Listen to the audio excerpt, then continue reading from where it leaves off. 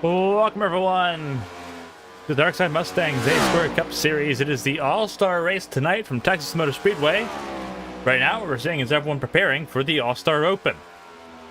Looking at Seth Wansing, who is the top of the leaderboard in the number 9. Tommy Reynolds in the number 7, sitting second in the fastest lap times. Terry Gabbard third, John Smeal fourth, Davey Houck in fifth. As you've been able to see while we were getting everything ready on our end, is the difficulty, the challenge that once again rears its head at this mile-and-a-half track.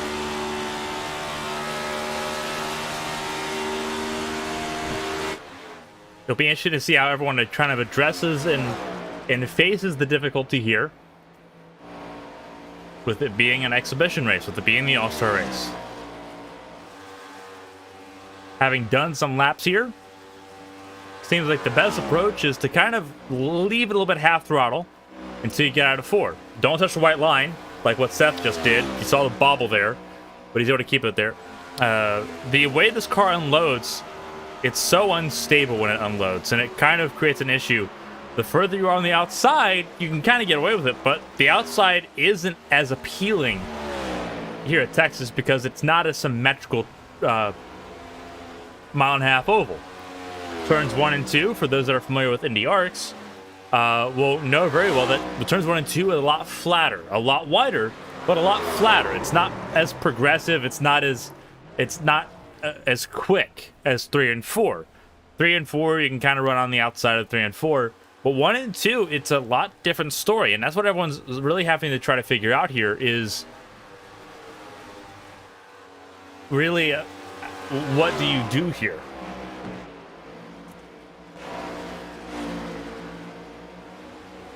With Tommy Reynolds, he's sitting in the second spot. Again, the Open is for those that have not won a race this in the past season. Reynolds has not won. Wansing, the two-time champion, has not won this season. Gabbard's not won. Neither has John Smeal, Davey Houck, Briley Wright, Kevin Feemster, Elwich George, Tommy Withers, Jason Alexander, Joshua Gaiman. Donald Ray's first win came at Daytona, so he technically is in the All-Star Open as well, yeah. James Kerr, his first win came at Fontana, so that puts him in the Open. Ryan Pinnell didn't win, so he's in the Open as well. Matthew Kent's in the Open. Richie Catania in the 24. Patrick Allen in the 45. That makes sense. Tom Sears, Toby Esty, Dustin Painter, Jacob Blankenship, all of them trying to race their way into the All-Star race. And that was Reynolds, and I think that was Dustin Painter that got into him. Yeah, it was Dustin Painter. But there's Seth Wansing. Again, 17 cars to set lap times at the moment. 21 set to take part in this All-Star event. And that's sort of the added layer, is that this is an exhibition. People are going to take a little bit more risk here, knowing that nothing significant on the line. Is it going to be good? Is it going to be bad? We're going to find out over the next hour.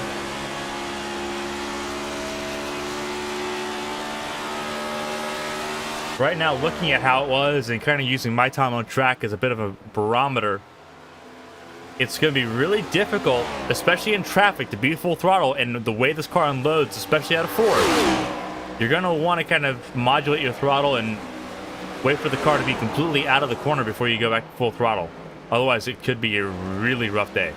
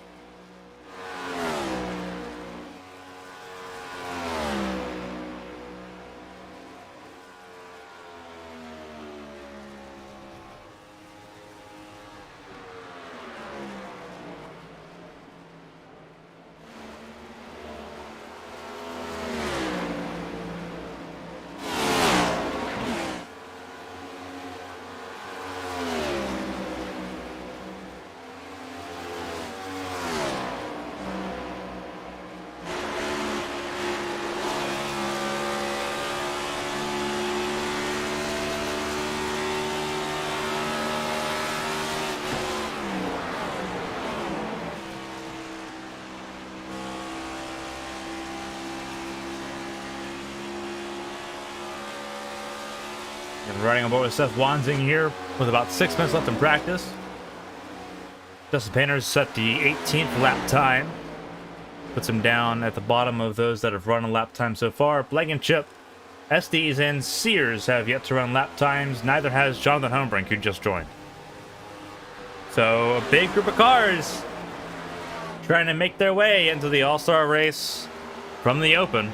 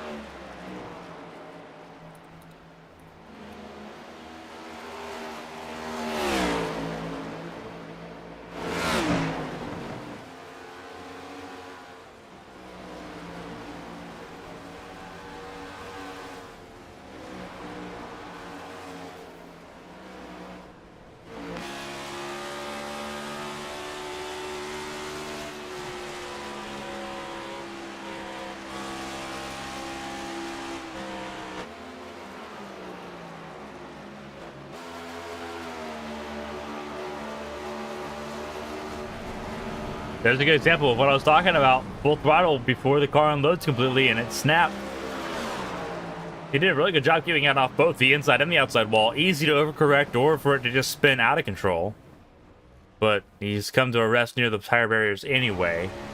He's going to give it another go. Tom Sears on track.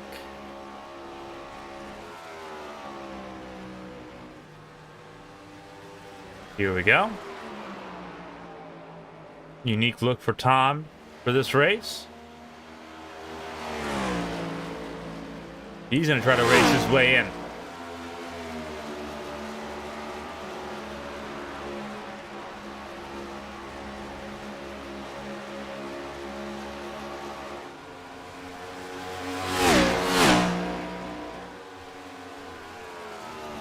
See what Sears' time looks like. Good enough for 19. We have 20 cars that have set lap times. 22 overall have entered the All-Star Open here for the Darkside Mustangs A-Square Cup Series.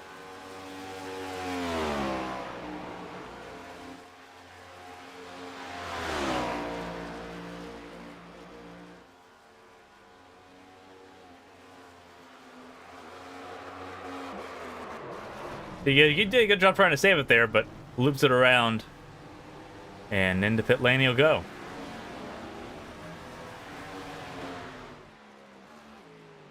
Homebrink also had issues on his second lap. Wanzing spun. Got multiple cars exiting pit lane. Davey Halk, one of them. Got Bradley Wright. Tommy Withers is on track. Kevin Feemster also on track, and then number 8, Donald Ray. Two-time race winner, one at Daytona, then one at Dover. He sits in 8th in the leaderboards at the moment.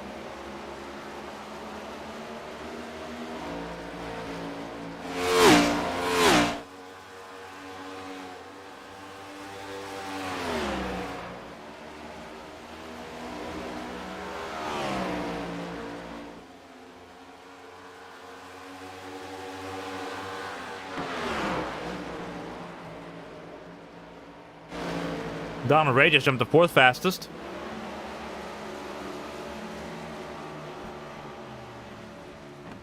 Davey out pressing a pit stop. Not a bad idea. There's Wanzing back on track. His fastest lap at 29.39. He's not really touched it since he said it. See what Bradley Wright can set here. Crosses the line. Not better than his personal best. Blankenship up to 10th. Oh, can he save it? Keep it off the wall, and he does. Really good job by Jacob Blankenship.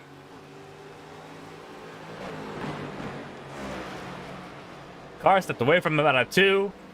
He saved it. And lived to fight another day.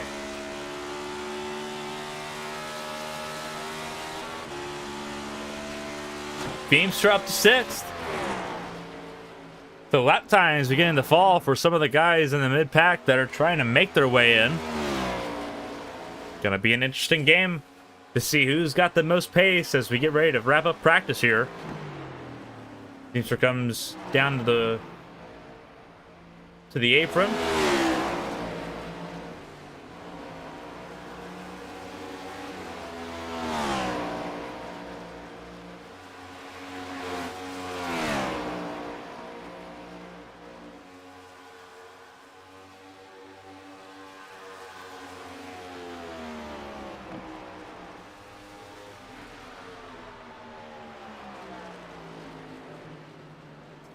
Only driver in the race that has not set a lap time in practice is Toby Estes. The other 21 drivers have.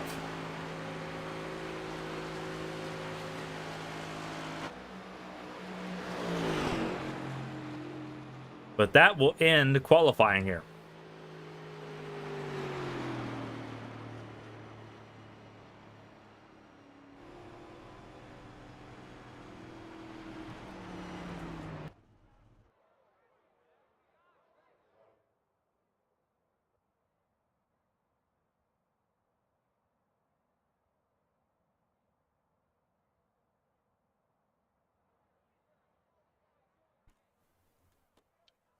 All right, qualifying set to be underway here. I'm going to look at James Kerr.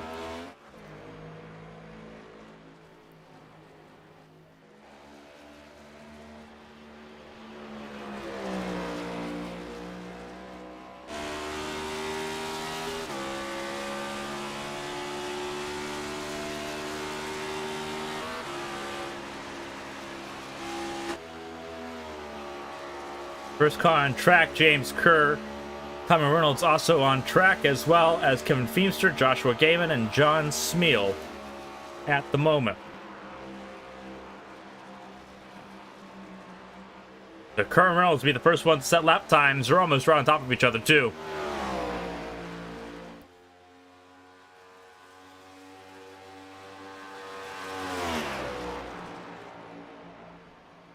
See what Kerr can set. Out of turn 4. First lap looking good. What's it for the number 75? Provisionally P1, 30.51. Reynolds with 30.11.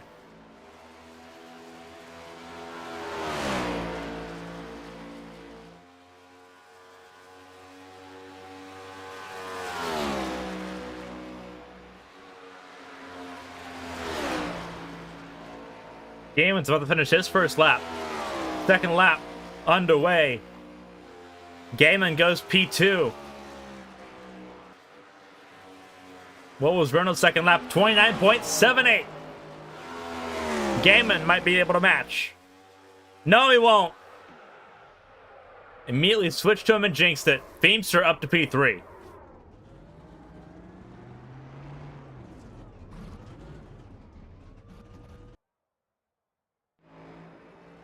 Here's Blankenship exiting pit lane. Smeal goes P2.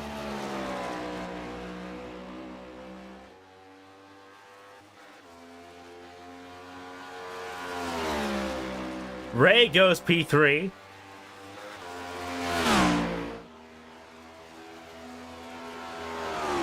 Can Ray get on the front row?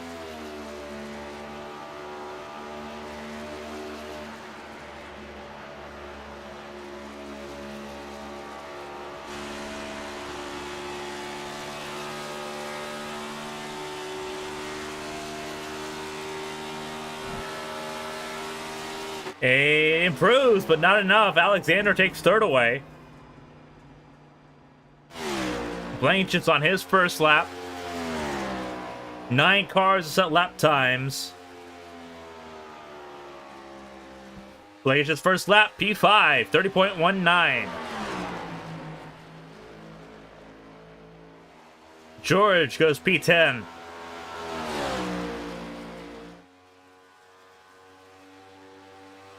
Tommy Withers starts his first lap. Bradley Wright finishes his first lap. Wright goes 5th with a chance to take pole away. Blankenship across the line. Is it better? Not enough. 30.02. What does Wright have?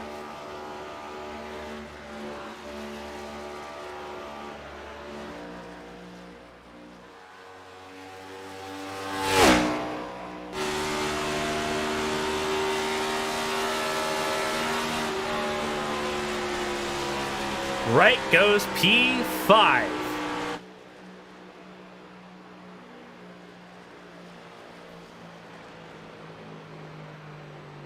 Withers still rolling.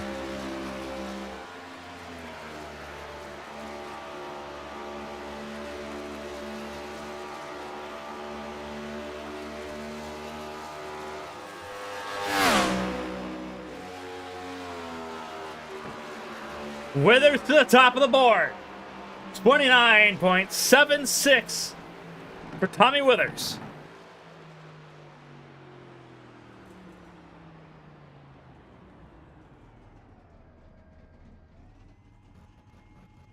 Wow. Hohenbrink still sitting on pit lane. He is yet to run.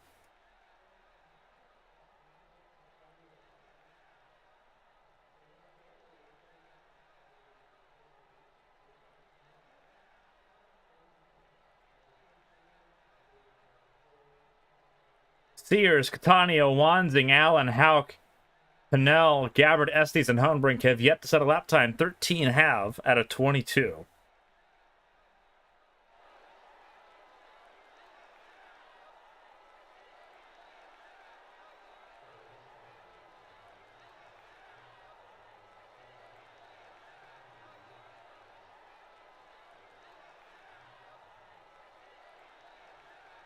So we're looking at Hohenbrink. He is the only car of those that have yet to qualify. He is the only one lined up set to qualify. He just hasn't started rolling yet. So I don't know if he's planning on qualifying or not. As we sort of take a look through some of the cameras around Hohenbrink's car. 13 cars have set a lap time. Withers, Reynolds, Smeal, Alexander, the top 4. Donald Ray in 5th. Blankenship 6th. And you have, well, sorry, Bradley Wright 6th. Jacob Blankenship 7th. Joshua Gaiman 8th. Kevin Feemster 9th. James Kerr rounds out the top 10. Then it's Kent, George, and Painter 11th, 12th, and 13th at the moment.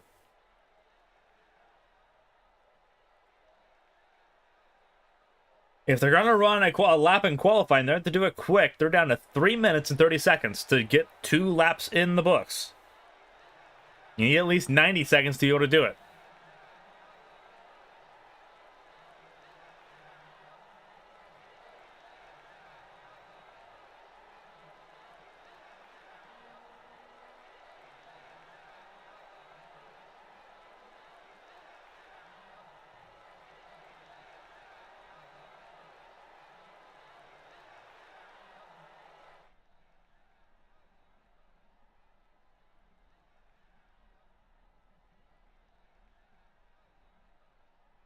The Hohenbrink still sitting on pit lane.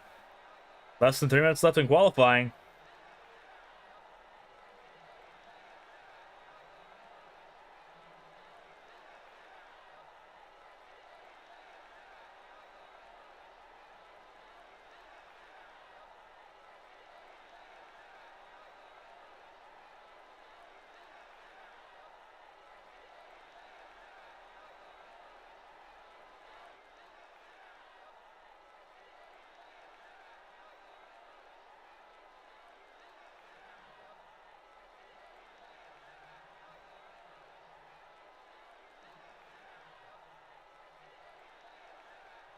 I'm willing to kind of believe at this point that we are not going to see anyone else run qualifying at this time.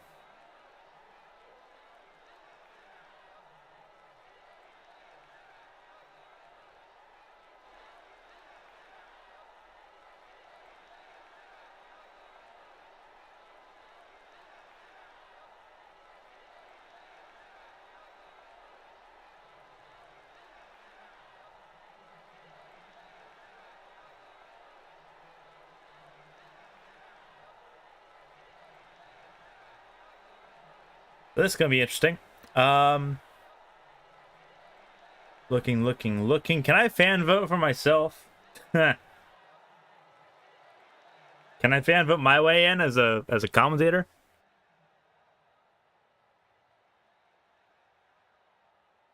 Yeah, look into that one.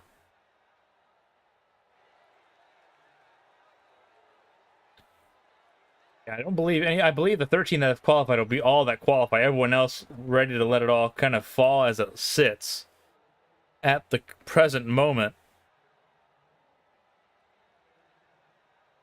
Yeah, Hohenbrink has withdrawn from the track. He is not setting a lap time.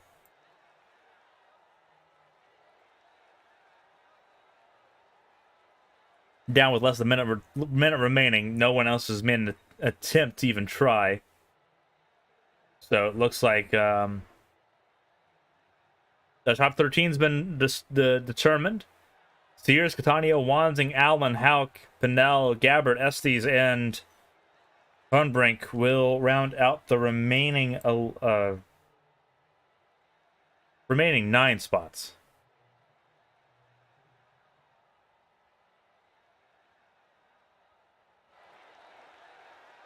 Clayton, are you live? Yep. Oh. We can hear you. You're good. I think me and Ryan are gonna help you out for the Open. So Hey, the more the merrier. This is that one race where it's gonna be wild. should be a fun one, buddy. I'm excited. Absolutely. For those wondering who just joined me in the booth, that was Seth Wansing. You were gonna say you were gonna how me pronounce your last name. I hope I've learned it right. You did. You got it. Wansing. Cool. You got it. Great. Yeah. Ryan Pinnell and Seth Wansing joining me in the booth for the Open. 25 laps. This is going to be a wild one. Going to walk everyone through what the starting grid looks like here. It's Withers and Reynolds on the front row of the Tommy and Tommy show. John Smeal and Jason Alexander in row number 2. Row 3 is Donald Ray and Bradley Wright. Jacob Blankenship and Joshua Gaiman will make up row number 4. Kevin Feemster and James Kerr will be on row 5. Then it's Matthew Kent and Elrich George making up the 6th row of the grid. Looking further on down, you've got Dustin Painter and Toby Estes in row 7. Patrick Allen and Davey Hauk in row 8. Rich Catania and Ryan Pinnell in row number 9. Ryan, I don't believe, is racing, seeing as how he's in the commentary booth. Same with Seth in row 10. He's not racing. Hohenbrink is. Catania is. So that's the inside of rows 9 and 10. Gabbard and Sears in row 11. Yeah, I think we'll only have 13 actually starting. Looks like Dustin Painter. I don't know if Toby Estes is going to make it back in time. He had something come up, so hopefully he can grid up. But if not, I know Patrick Allen Jr. also is in the Open, but everybody else on your scoring pylon is not eligible to race. So they're okay. So they're just getting some more practice in. Yep, we need all the practice we can get. So. Gotcha. Makes sense. Hey, it's Texas, and I did some laps before it went live, and it was difficult. So I don't blame anyone for getting all the practice time in. Looks like we're about to start rolling here. So it does look like there's 13. Estes will not be joining us, at least the start. Payne will be the last one running.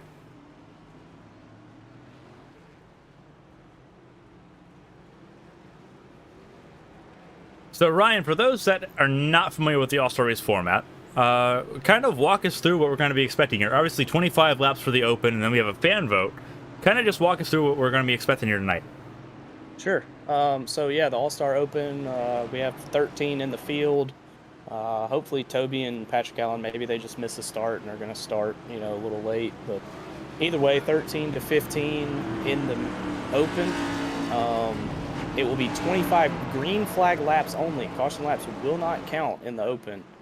Then the top 7 will advance, and then we'll have one fan vote. So everybody that's watching, vote for your favorite driver. Put it in the comments. We'll get a tally on that, and we'll have 8 from the Open advance to the feature, and then we'll talk a little bit more about the feature once we get there. But it's going to be a wild night. Yeah, I can't wait. Obviously, we have the All-Star, the Open here, and then the All-Star race. We'll have qualifying for the All-Star race before that, which is going to be exciting.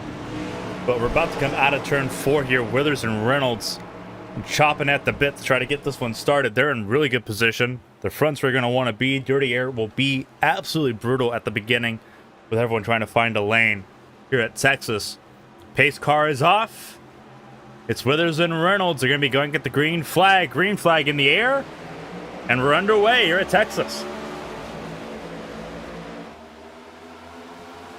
Withers with a really good run. Reynolds got a good jump, but no one behind him could make anything of it. Jason Alexander in that number 53 falling back pretty quickly as Reynolds has the better position now. The outside lane, I think, is where you want to be for turns 3 and 4, but he'll cover off Withers anyway as they all sort of move low middle, it looks like. Oh, that was trouble. That was Donald Ray that almost spun it. Really good job holding on to that one. 2-time race winner this season. But I believe it was last season's. 18's around. There's a caution. Yep. Oh, yep. Ooh. That's 31's in it too. Yep, that was Kent. Bradley Wright was the one that initially spun, but they were 3 wide when it happened. And Patrick Allen was immediately involved. And Patrick Allen, I think, just jumped the pit lane. So for those that are watching, here's kind of what happened. It was Wright and Blankenship, and then Gaiman just ran over Bradley Wright, sent him around. Donald Ray got a piece of it, it looks like. No, it was Matthew Kent. Matthew Kent, excuse me. Yeah, Kent was not happy. I heard him on race control or on comms, and looks like Ray did get a piece of it. Both of them similar color cars, but it looks like Ray did get a pretty substantial hit. Yeah, he's got some damage for sure. Back to live action here. You see Kent and Bradley Wright trying to catch up to the pace car here. Reynolds as the race leader. Then it's Withers, Smeal with a really good start. Alexander somehow held on to 4th. Damon with damage. See if he comes in for repairs. He does not. Ray does. Feemster stays out, as will James Kerr. Justin Painter stays out as well. He was right behind all of it when it took place. Hey, Kerr, check out my right arm. That's a guy, Justin Painter, Clayton, that I expect to sneak up in there and keep his nose clean and make this field. So for everybody watching at home, if you're looking for a guy to kind of Matt Kenseth, Kevin Harvick, Mr. Where Did He Come From? I would expect that that number 65 to keep it nice and clean, avoid stuff like that, and end up locking himself into the show. But yeah, that spinoff of 4 was just a product of Texas so far. I mean, turn 4 seems to be calamity corner, and turn 2 seems to as well. It seems like the exit of the corners seem to be giving everybody issues. Well, with Dustin Painter, he's racing in the Yarks on Wednesday. That's where I kind of am most familiar with him. And he is one of those guys where, even if he's not the quickest, he's always been consistent. And that shows. And here you're going to want to be consistent because you only have 25 laps to really make something happen. He's sitting in 8th, just outside of where he wants to be. But yeah, with no doubt, Reynolds and Withers are going to go at it. John Smeal's probably going to be pretty heavy on it. Jason Alexander, he's known for being a pretty aggressive, try to push the front type guy. So mistakes up front could happen, and if he's able to kind of keep avoiding those accidents, he easily could be in the top 7 here by the time these 25 laps go. Again, for those that are that missed sort of Ryan's explanation, caution laps do not count in the open. It's 25 green flag laps. So these caution laps do not count towards the open race distance here. The issue for Dustin Painter now, you see a little bit of damage on that right side from Painter's car. Whether or not that affects him or not will remain to be seen. Is now he's got a lot of quick cars behind him. Donald Ray, you've got Bradley Wright, you've got Jacob Blankenship that are all back there. Patrick Allen is on the racetrack, I believe. No, he is. He joined in and then realized he missed the start and then jumped back out. So he is not with us. I believe he's going to be banking on a fan vote there, Clayton. bad news for him. If you disconnect from the session, you're no longer Oh eligible for the fan vote. So man, Patrick Quiet Allen, night if is you're done. listening. Rip. The good thing is for John Smeal, and he can't see this right now, but the good thing for John Smeal right now is that right now he's winning the fan vote. So if something happens to John Smeal at some point, right now, he's got the fan vote locked in. Again, if you're wanting to vote for somebody, comment either on our YouTube stream or our Twitch stream who you want to see win the fan vote and advance to the All-Star race. That'll be locked in when this race is completed. yeah, and every vote counts. I mean, if Smeal makes it in, then we'll be looking for whoever the next highest fan vote is. So keep voting. Vote your favorite driver in. I know we got a couple of OG guys from the OG server, and they probably got some guys watching tonight. So vote your driver in. It's not too late. Nope, not at all. It's Reynolds and Withers on the front row, Alexander and Smeal in row 2, then it's Feemster and Gaiman in row number 3. So this is going to be a pretty fun one. What happens here, the thing is, we talked about the problem spots, the exits of turns 2 and 4. Something that I sort of realized is that when this car unloads, it seems to just really, if you're full throttle, it just hooks, either dead left or dead right.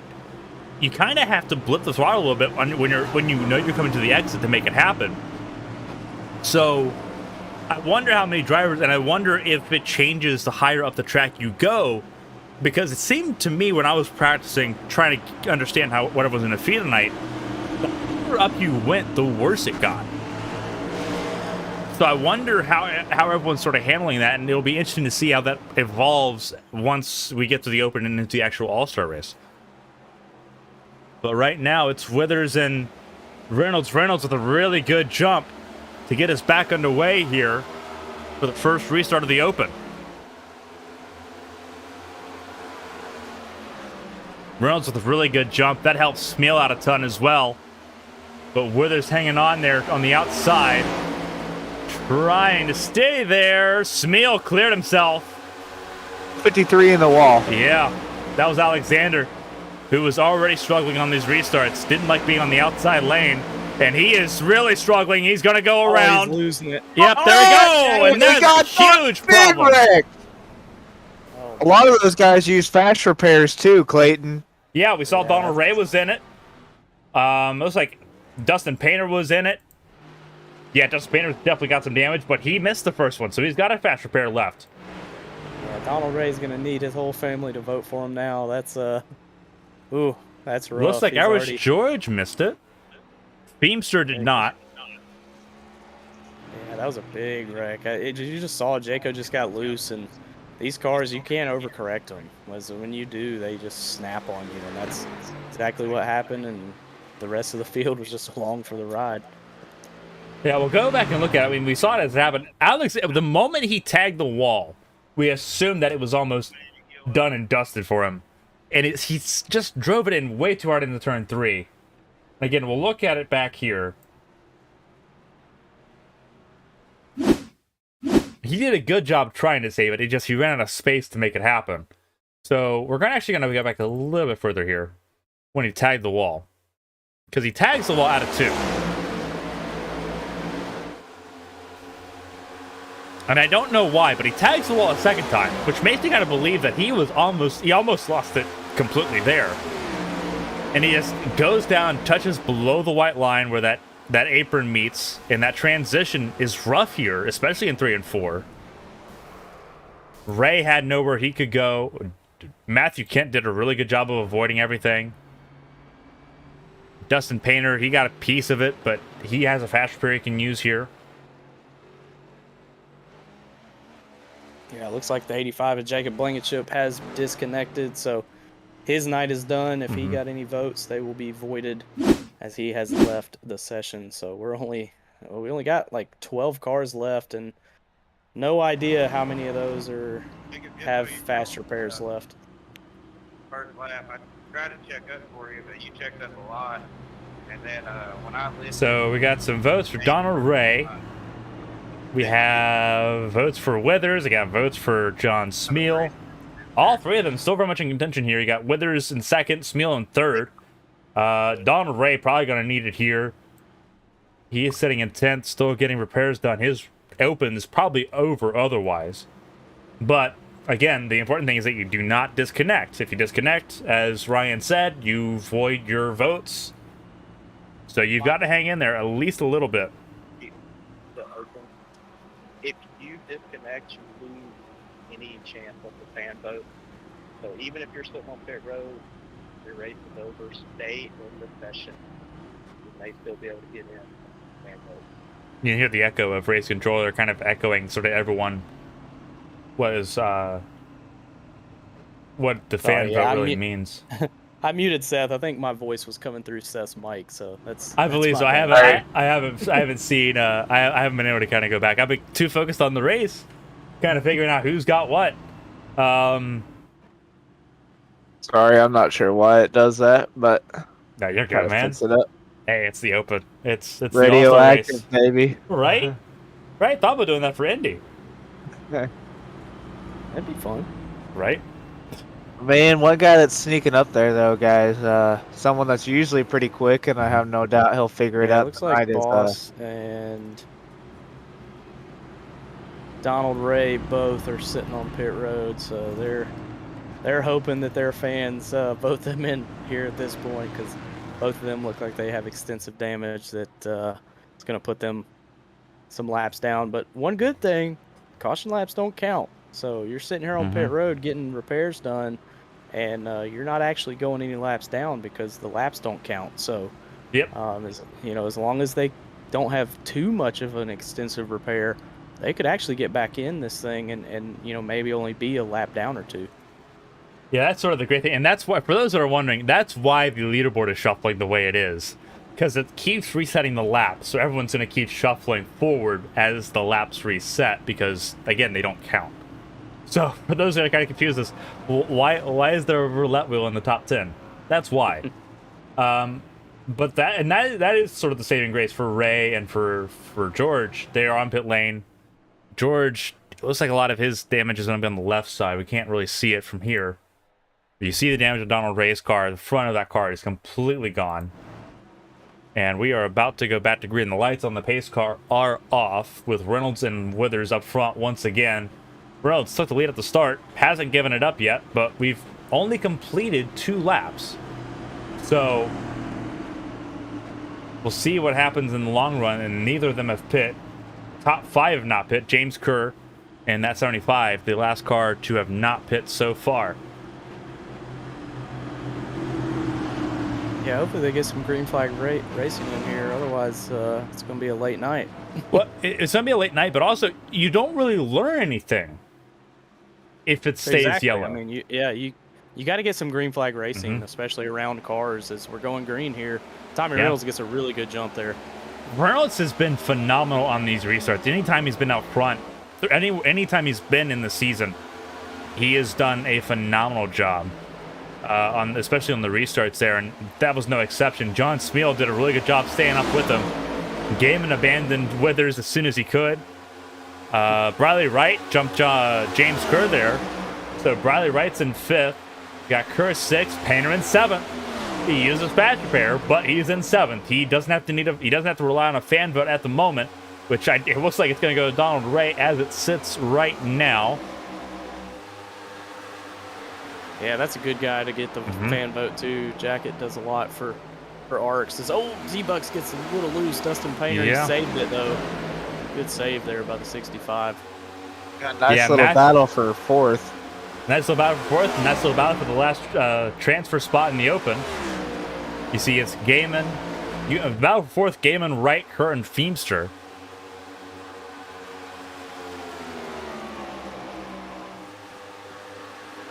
Looks like John Smeal is a little loose down in 3 and 4. He's really loose in 1 and 2. There's the last 2 laps, Clayton. He's came right up off the bottom in the middle of 3 and 4, and it's cost him a lot of time. Besides that, he's looked really good in 1 and 2. Gonna have to try something here. Well, this is something that we kind of learned in Indy Arcs back in March. is that even if you just touch that white line, the transition starts right above that white line. So if you touch it, you've already gone too far. So you're gonna have to really be careful, especially in 3 and 4, which I think is being more of a problem area. 1 and 2, a little bit easier if you can just keep it planted, and that's in itself a challenge. But 3 and 4, that white line's where the transition starts, and if you touch it, it's already loose. So he's done a good job there. This track's crazy because 1 and 2 is completely different from 3 and 4. I mean, you almost have a whole extra groove of racing surface in 1 and 2, and then you get in 3 and 4, and it kind of gets a little bit narrow, more like Charlotte and old school Atlanta. So yeah, these drivers are definitely having to kind of stay with the track. But good run right now for John Smeal, running 4th, Riley Wright in 5th, Kerr 6th. Kevin Feemster looks like he may have got by Dustin Painter. So Dustin Painter right now looking from the outside in, he's got to make up that position. But finally, we get some green flag laps here. Yeah, we're getting some really good run. Now you've got the drivers that I know that they put a lot of time in practice. Obviously, Kerr was there in practice a good chunk. Riley Wright, we know how good Riley Wright has been the last several weeks there for the Bluegrass Bandits team. Feemster, he's been pretty persistently in the top 10 thereabouts, so he's got a good chance to kind of keep his way in. Dustin Painter hoping for a little bit more luck here. He sits in 8th, just outside that transfer zone at the moment, but anything can happen with 16 laps to go. Reynolds and Withers still at the front, but Reynolds has checked out 2.4 all the way back to Withers, who sits comfortably in 2nd ahead of Joshua Gaiman. There hasn't been a lap, Clayton, where Tommy Reynolds has not been the fastest car on the racetrack. He is clicking off some really consistent and really fast lap times. So, barring anything weird, I think Joshua Gaiman might be able to close the gap a little bit, but I don't think anybody's within a couple tenths of Tommy Reynolds right now. Yeah, Reynolds' last lap was a 29.8. Gaiman's the second fastest on track, and that is with a 30.2. So that's a 4/10 separation. Again, Gaiman, you're seeing him chase down Withers here, 2 of the Ford Mustangs, trying to chase down a Camaro. Joshua Gaiman actually looks to the inside here. Withers not going to be too awful difficult, and Gaiman's going to take 2nd away. But now the gap's 3.3. Yeah, I mean, at this point, you're not battling for points. So, to lose 2nd, to go to 3rd, you know that you're still going to make it into the main. So it's just not worth it. It's not worth trying to wreck somebody. There's one car got a little loose coming out of turn 4, but they save it. We'll keep it green as we come to lap 12 of 25 here in the open. Yeah, we're now on lap 13, 12 laps completed. You see John Smeal battling with Riley Wright, and that's another really important thing. In typical A-squared races, these heat races do determine where you start. Not here. All you have to do is make sure you're top 7, because we have qualifying after this for the All-Star race. So all you have to do is just keep it clean. It's a really good change of mentality that everyone kind of has to realize. You don't have to run all out, and I think that may have caught some people off guard. I think that people were still in that mentality of, you got to push to try to get those positions, when in all reality, like, qualifying for the All-Star race is later. You're good.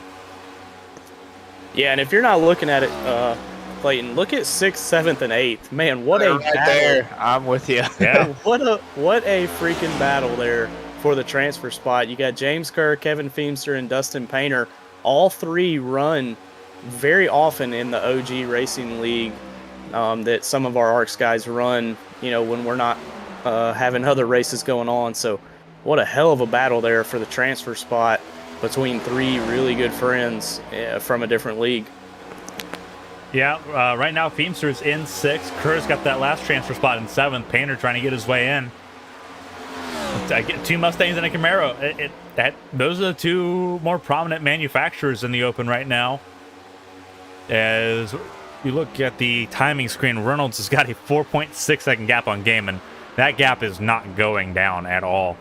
But Feemster trying to walk away from James Kerr. Feemster's not won a race yet this season in A-squared. James Kerr won at Fontana. Dustin Painter been consistently present. Not been the luckiest so far this season, just with how the races have been. But a very consistent showing so far tonight for him as he tries to hang on to the 75. Matthew Kent's dropped off of this battle. There's Matthew Kent in the 31. Had to use his fast repair. And just trying to stay out of trouble at the moment just in case something else happens. And if it does happen, it'll be right in front of him. Think maybe he can call up. Maybe he can call up some of his Major League Baseball friends to vote for him here and try and get him into the feature. But yeah, I mean, right now I'm watching Dustin Painter. I think he used up what he had. You see now Kerr's kind of pulling away about 8/10 away from him here as we're on lap 18. But you know, that's one that if I had a vote, I'd probably vote for Dustin Painter. He's a good dude. I love racing with him. The battle is sort of shifted up a little bit. Now it's a battle for fifth between Feimster and Bradley Wright. Wright's fallen off the pace a little bit. You see the damage on that number 18 car. Feimster trying to just move up a little bit. Has that 18 started suffering with that damage? A lot that damage on the left side. What does that do for Bradley Wright? And all three, the Feimster, Kerr, and Painter, all within range. If Feimster moves right here, all he has to do is move him up a little bit and destabilize him, and that throws his momentum all the way off. He could easily drop out of the top 7 here. I was just about to mention Feimster, Clayton. He has really turned it on. Before that last lap, he was consistently the fastest car on the racetrack. Been really running some really good lap times, and this might be something to keep in mind here for the All-Star race. If we get a green flag run, Feimster seems to be very comfortable as the cars get a little wear on the tires. He seems to be really comfortable in traffic too. Everyone else is sort of spaced out a little bit. Feimster was able to get right up behind Bradley Wright and stay behind him, and didn't get flustered, didn't deal with really a lot of dirty air, and made that pass on Bradley Wright look easy. So now Bradley Wright's in danger. Bradley. Yeah, I was about to say, Clayton. Bradley's Kerr stepped out a little bit too. Yeah, Briley's in a rough spot right now. Oh, D-Bucks almost lost it. He saved it. Yeah, really good save. Yeah, he's got to stay in this thing because Briley's definitely down on horsepower with that damaged Toyota Camry, and I think D-Bucks may be able to get to him. I just don't know if he has enough time. It depends on when James gets to him. Because if James can get to him and really fluster Briley, then it could really open the door as Kerr's going to look to the outside. That's going to be an interesting move. What a move. Yeah, I haven't seen that a lot tonight. He made it to the outside before, and one thing I noticed with Kerr is that he is able to move lanes in the corners. That's not an easy thing to do. And that threw Briley off big time because James took the air off the nose of that car, and now D-Bucks is here. Yeah, he's there. He's gonna touch him a little bit there. That was close, but he's running a little bit higher. Can he use that momentum? 3 laps to go, coming to 2 to go. Yeah, coming to 2 to go. D-Bucks is not gonna wreck somebody. I'll go ahead and tell you, it's just not his character. But he's gonna do everything he can to get by that 18 to try and make it into the All-Star main tonight. But with 2 to go, he may not have enough time. It's gonna be really interesting to watch what happens. Seems like Bradley's struggle spot is 1 and 2, Clayton, because look at how much Dustin closes up right there. And Dustin's going to look to the inside. Bradley can't close it. Dustin to the inside. White flag is out. Reynolds taking the final lap. But Painter's gotten around right. Coming to the white flag. 1.5 miles. Can Wright get it back? I think he's just too damaged. He's going to try it here in 1 and 2. We got tight. Oh, he pushed really hard. He got really tight. He's just got too much damage. Keep an eye on it because there comes Painter. Reynolds is taking the checkered flag. He's won the open, but the battle's for the last transfer spot, and it looks like Painter's going to hold on to it. They're going to come out of 3 and 4 here. Reynolds, Gaiman, Withers top 3, Smill 4th. He's got a big run. It's not going to be enough. Yeah, makes it not in. enough. Wow, what a finish. And it was really clean battling between all 4, between Feimster, Kerr, Wright, and Painter. They did a really good job there. They did a fantastic job, but fantastic for Dustin. He was pushing so hard. It seemed like he had lost it, but Bradley Wright just a little too much taken off. But there is Tommy Reynolds, your winner of the Open. I think it's time to celebrate. He earned that one. Absolutely drove away with it. Had a 8.6 second gap. Oh, wild. Yeah. It's pretty crazy. So that's insane. We'll see if we can't get Tommy in here and talk to him, and we'll try and get this wrapped up. Me and Seth will have to jump over to our next session, which is the qualifying, which will go up at. I'm actually going to probably change it to 8:50. Gotcha. So we can kind of get that going, because it's going to take about 20 or 30 minutes to get all these guys to run through. So we'll get Tommy Reynolds in here, have a word with him, and then me and Seth will go do our duties to get qualifying going. Absolutely. See if I can pull. I'm just going to pull Reynolds out of his team chat. I'm sure he's okay with the interview. Oh, he'll be fine. Hey, Tommy, this is Yark's Racing Booth. You got a copy? I gotcha. Holy crap, dude. How much pace you got in that car? I mean, I knew I wasn't winning the fan vote, so I had to win some other way, so. But what a way to do it.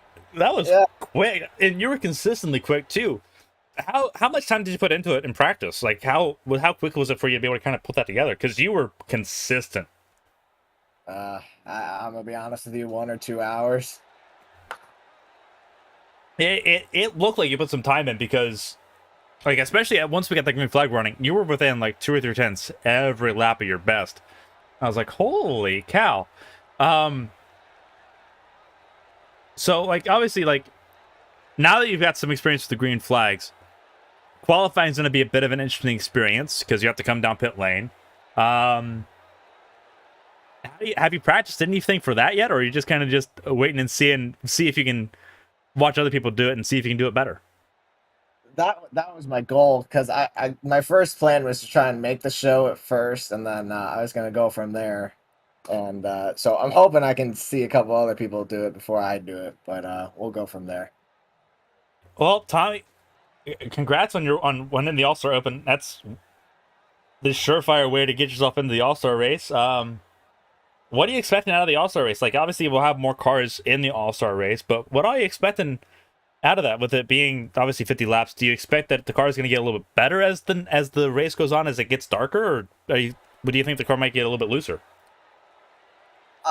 With the practice I did, it felt like the car got tighter throughout the run. It felt like that through 1 and 2 was pretty tight. So we'll see how it goes, but yeah, not sure, but hoping for at least a top 5 in the All-Star, but we'll see how that goes. Well, Tommy, good luck. We'll let you kind of get ready. It seems like we're going to be jumping in and getting qualifying started here in about the next 10 minutes, so we'll see you there. All right, thanks. Not a problem. Alrighty, that was Tommy Reynolds there. We're going to pull up the results for the All-Star Open here. So here's what it looks like for the All-Star Open. If we can get it to pop up. There we go. Tommy Reynolds, absolutely dominant performance, 9.1 over Joshua Gaiman. Tommy Withers in third place, locked himself in 9.2. Him and Gaiman were battling back and forth there, but we were focused on the battle for the last transfer spot. John Smeal in fourth, very comfortably. He had a few votes in the All-Star race. Didn't need to use them. Thankfully, he finished fourth. He transfers in. Kevin Feemster, we saw him transfer in. He finished fifth. James Kerr in the 78 and the 75 transferred in as well. Dustin Painter takes the last transfer spot based off of race results, finishing seventh there, getting by Bradley Wright coming to the white flag. Dustin Painter holding on there. Really good racing between Feemster, Kerr, Painter, and Wright to make it happen. Matthew Kent just barely missed out behind Bradley Wright in ninth. Jason Alexander in 10th. Elris George in the 11th spot. Came back, ran a few laps. But ultimately, all for naught there, as he couldn't really make anything happen. Donald Ray relying on a lot of the fan vote here. We'll see what the fan vote adds up to here as we get ready for qualifying. So don't go anywhere for that. The results of the fan vote will come in here shortly. Jacob Blankenship, Toby Estes, Patrick Allen, last of those that were actually eligible for the Open, did not get very far. Jacob Blankenship crashing on the opening 2 laps. Toby Estes didn't get the start, had an issue that prevented him from starting, and Patrick Allen missed the start and then ultimately just didn't attempt to race, throwing his chances out the window before they even started. So there's the results for the All-Star Open. We'll get ready here. Qualifying is going to take place I'm assuming it's going to start in about 5 or 10 minutes. Everyone's going to be about 5. It'll be about 5 or 10 minutes. Yeah, you're right. The session will open at 8:50, so in about 4 minutes, and then I need to get everybody loaded in and kind of brief them on how we're going to do that. So yeah, we'll probably start qualifying around 9. That'll give everybody 10 minutes to join and give me time to tell them what they need to do. Right. And then for everybody listening, it'll be excuse me, it'll be one at a time. They will start from the end of pit road. They'll come onto the track, come around the track. They will take the green flag at the start finish line. They'll come around 1 and 2. They'll come around 3 and 4. Then they will come down pit road at pit road speed. So it's very important. If they get a black flag, their lap will not be counted. Then they will come to the end of pit road where the green cones and yellow line is. They will come to a complete stop. Me and Seth will be watching to make sure we see 0 miles an hour on their speedometer, and then they will take back off through the apron in 1 and 2, merge on the backstretch, take 3 and 4, come to the line, and then their 2 laps will be added together. The fastest of those will start on pole, and then we'll actually have another session after this practice session where I will manually set the grid. So that's going to take a couple minutes, but that's the plan. That's how we're going to do it, and should be a lot of fun to watch. There's going to be some people making some mistakes that haven't practiced. Yeah, it's going to be really exciting because it's very similar to the All-Star race that we see typically when it was a Charlotte, where you had to make a pit stop. Only we had to follow the speed limit here in the All-Star race. When it was a Charlotte, it was just run as fast as you could, which created a little bit of intrigue. It's going to be interesting because a couple people I noticed in practice did practice pit entries. So a couple people, John Smeal, Davey Houck did it. So yeah, me and Seth have been practicing all day. So I mean, and from our kind of mock qualifying times, I think he was first and I was second. So hopefully the practice pays off and we can repeat that tonight when the pressure's on. But it's a little bit different when you got 20, 25 people watching you. So yeah, at least 20. All I know is people that are watching on Twitch is the only number I see at the moment, but there's a lot of people watching on Twitch. So, again, for those that are joining, thank you for spending your Sunday evening with us. It's the All-Star race at Texas Motor Speedway for the Darkside Mustangs A² Cup Series. Again, qualifying set to begin here shortly. We'll be jumping over in a minute, so we'll kind of step away, get us something to drink, and reset here. So don't go anywhere. Stream's not going anywhere. But we will be right back to get qualifying underway here at Texas.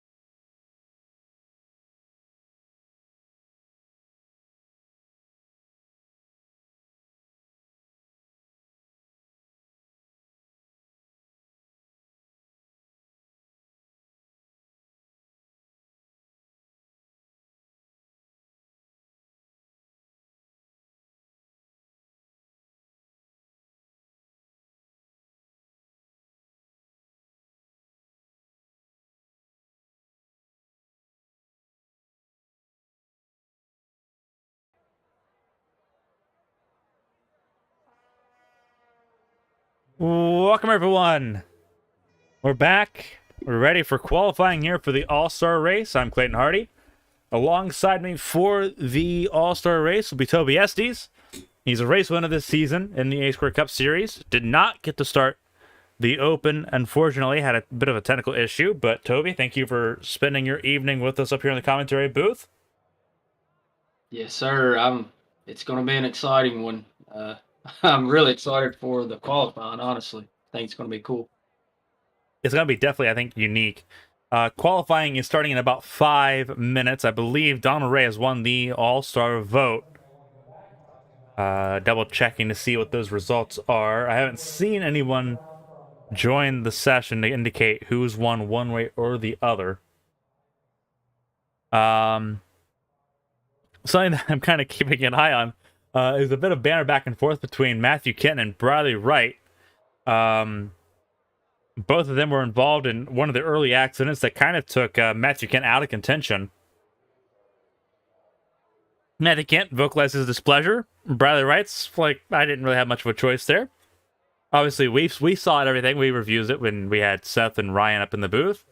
But Matthew Kent definitely unhappy that he missed out on the All-Star race by 2 spots.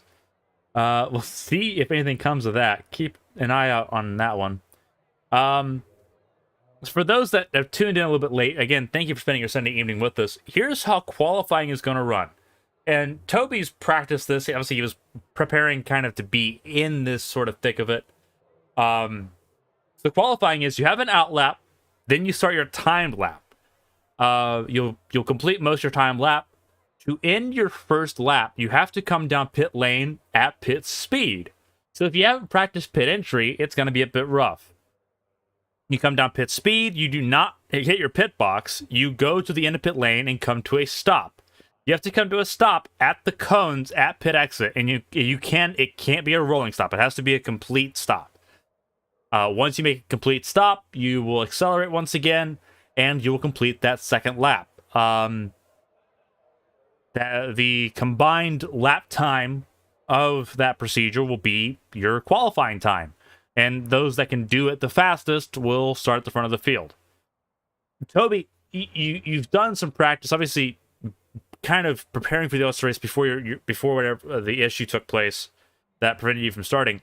How difficult is it doing this qualifying procedure, and how do you see other drivers doing it? Who do you think is going to excel at this the most? You know, it's going to be a toss-up. Obviously, you know, your adrenaline's going to be running when you're doing it for real. It's going to be interesting to see who kind of does it safely and then who's willing to push the envelope. You'll notice that a lot of people is going to be messing with their brake bias, so that's going to be a huge key on how hard they can push it in to the entry of the pits. I mean, that's what it's going to come down to, and it's going to be who's willing to push it a little harder and be consistent. It's going to be tough. Yeah, I did some racing laps earlier to kind of see like how difficult this car is going to be, and I did it like in the middle of the day when it was really hot. A couple of drivers have said the cooler it gets, the tighter it gets, which is going to be an interesting shift because typically it gets a little bit looser, is what we've seen previously. So it'll be interesting to see if it's just how Reynolds drives that makes it so different, because he was consistently quick. So we'll see how everyone handles it.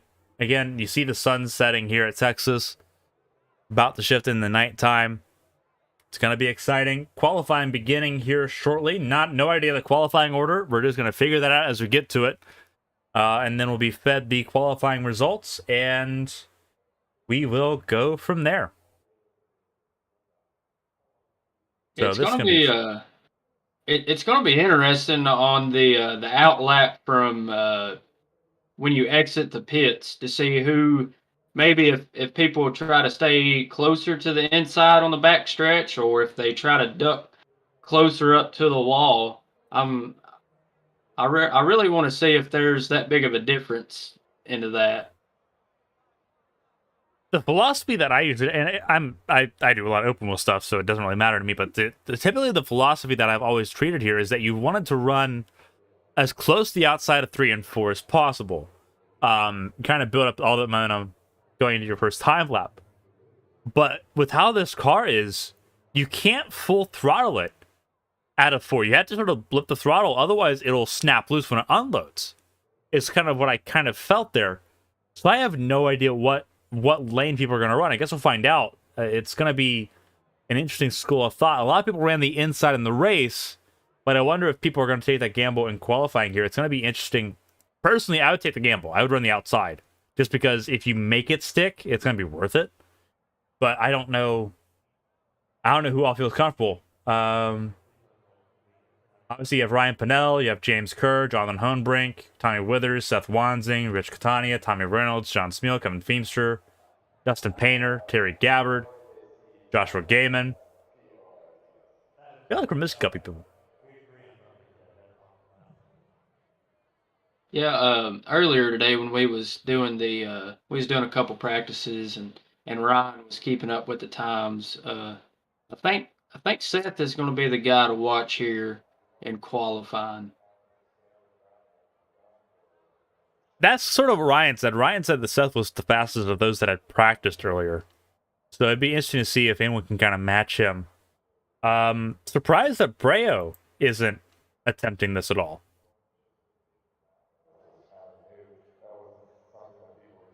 That's gonna be interesting. I feel like I'm really behind. I don't even know who I was running for sure in the All-Star race. Yeah, right now, those that I see, yeah, Gabbard, Painter, Houck, Gaiman, Sears, Pennell, Kerr, Hohenbrink, Withers, Wansing, Catania, Rich Catania, I should probably add, Reynolds, Smeal, and Feemster. I believe Donald Ray won the vote, but I've not seen confirmation anywhere saying one way or the other, because I don't know how many votes were collected prior. Yeah, before I jumped in the booth, I think, which they hadn't confirmed it yet, but they were kind of leaning on Donald Ray. Yeah, they're gonna want to get him in here pretty soon.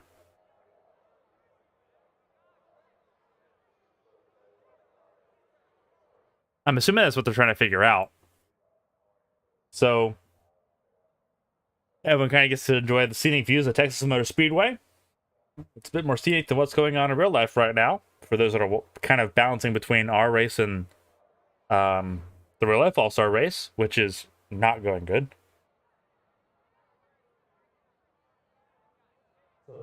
So for those that are tuning in, congratulations, you picked the better show.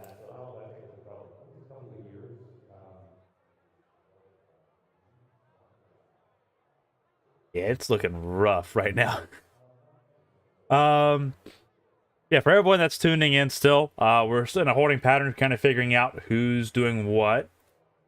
I think they're in, I think they're in driver's meeting. I think is what's going on. If I look up here. Yeah, I probably should have looked to see who else in the driver's meeting. You got Tristan Catania, you got Tommy Andrews. You have Ray is in the driver's meeting. So is Bradley Wright, though, so I have no idea. Because Bradley Wright missed it. Uh-oh, looks like we could be starting qualifying here. Waiting to see. Waiting to see if anyone joins the grid here. Are you in the wrong? They're. Oh, I'm in the wrong one now, aren't I? Yeah. I think I thought I rejoined the wrong one. looks like the 75's jumping on track now. So I jumped in the one that everyone had just left. Whoops. So I guess we're gonna miss the first one. I'm gonna try to load in as quickly as possible here, because I can't see who all's running, because like they're both the same. Who all's currently in? Yeah, it's the one with. Okay, found the right one.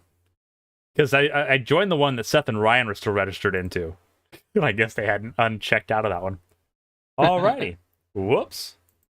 So we're learning this one on the fly. We joined the wrong session, so I guess we're missing Kerr here real quick. Again, my apologies. I was like, this is a bit weird. That's why. So give us a second here. I'm gonna let it load up real quick. So we're gonna miss Kerr's qualifying session, but we will have his qualifying time, which is gonna be helpful.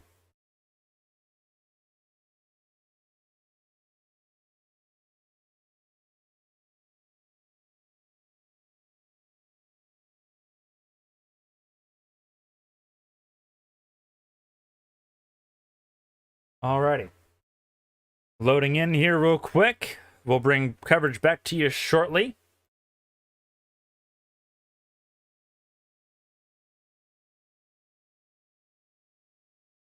We are loading in.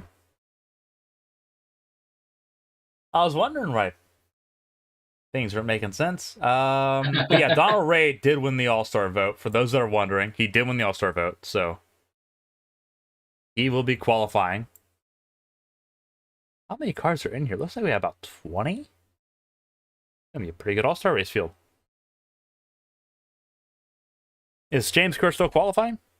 He just finished. Just finished? Cool. We just missed one. So apologies on that one, and apologies to James Kerr on that. There we go. Here we go. Alrighty, we have joined in. James Kerr just finished his run. Alrighty. So let's see what James Kerr's lap time is. Actually, looks like Painter's the first one out now. There he is. 90.04 seconds for James Kerr. That's what we got. Yeah, it really didn't look like he was pushing it that hard. Yeah, we'll see what everyone else is running here. We're obviously looking at Dustin Painter right now. Here he is. He's on his first lap, I believe, because he's not going to pit lane. Here he goes. This is where everything gets really difficult, because he's got to whoa it down. There's the cones you need to be in the pace speed by. So he is the second car running.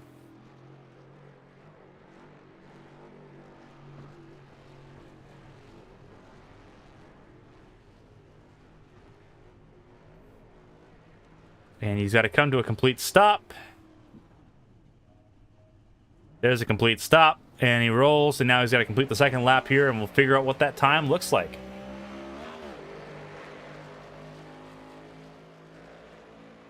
Be interesting to see how hard these guys push it coming out of the pits. He might have pushed a little bit too hard there. He might have just got a black flag for that lap. He's going to keep coming. Once you cross that white line before you get to the pit exit line, it could be a completely different story. We'll see what the time looks like. If you get a black flag at all during this procedure, you will not have a valid lap time. We'll see what we get.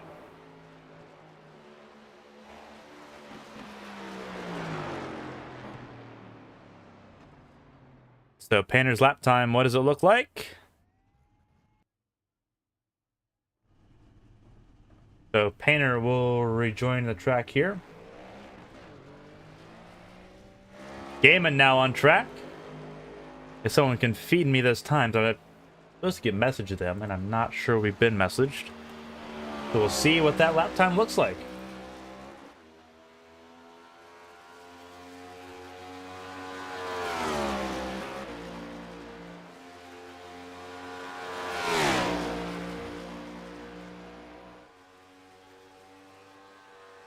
Ooh.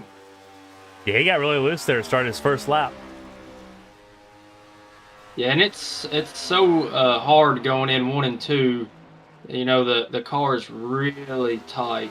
It's hard not to push it coming off exit, and then just it snaps loose just all of a sudden. It's really tough. Now, Gaiman's got to kind of whoa it up. Oh, he's at a different approach. Jumped the Ooh, that was close. Different approaches to pit entry. Interesting. Very interesting.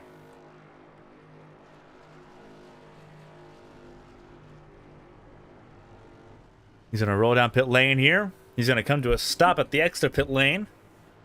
Got to come to a complete stop.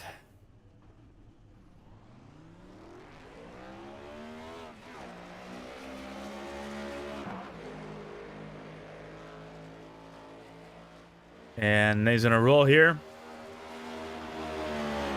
A lot more careful on pit exit.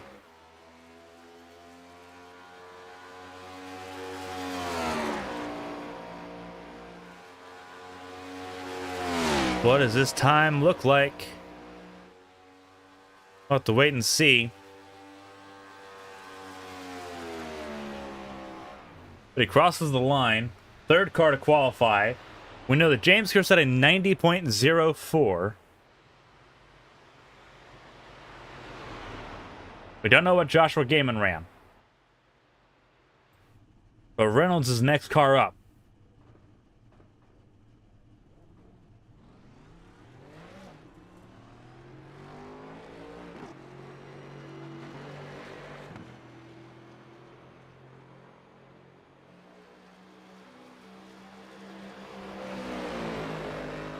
Waiting on times from Painter and now Gaiman, as Reynolds is the fourth car running.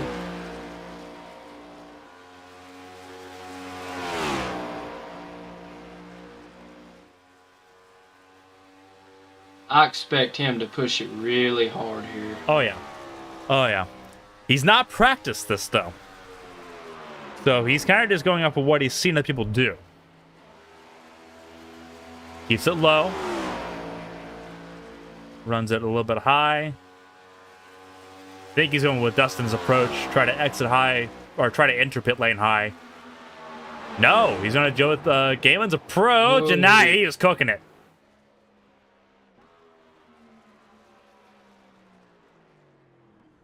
But it looked clean. Yeah, that's very impressive. Someone who hasn't practiced it, he did a really good job there. Oh, yeah. So, this is the qualifying procedure. It is the combined time of the first and second lap that matters. It's not your fastest lap, it's the combined sum of those two laps. Comes to a complete stop. And then he rolls.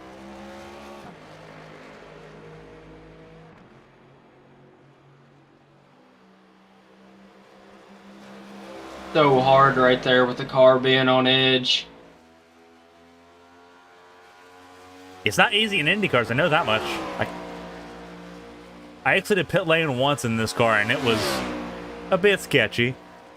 But I wasn't even pushing there, and it was still a bit sketchy. I can't imagine, especially with Tommy, who's going to be pushing so hard.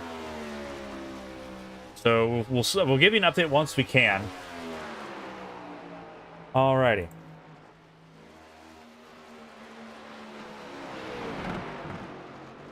Alrighty, so Gaiman has the fastest time so far with an 87.533. Dustin Painter's third with a 91.928. James Kerr with a 90.04. We don't know Reynolds' complete time yet.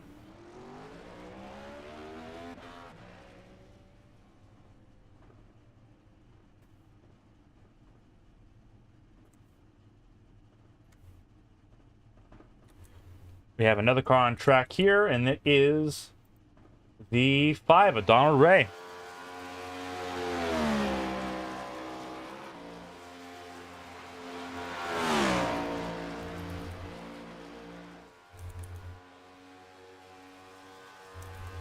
Really chasing the car to the bottom there on exit. Yeah, he was struggling a little bit in the open, the few laps he was able to run. Just seemed to not be super confident with how the car felt. Reynolds is now P2 with an 89.03. 073, excuse me.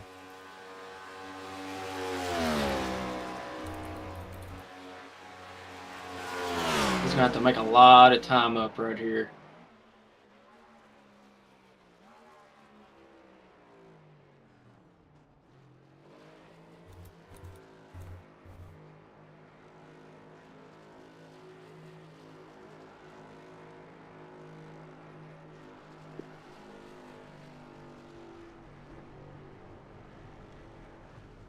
And the sad part is like the time you gain is all on pit entry too. It's not so much on pit exit; it's all on pit entry. You can just lose time on pit exit. And he had a very timid stop too.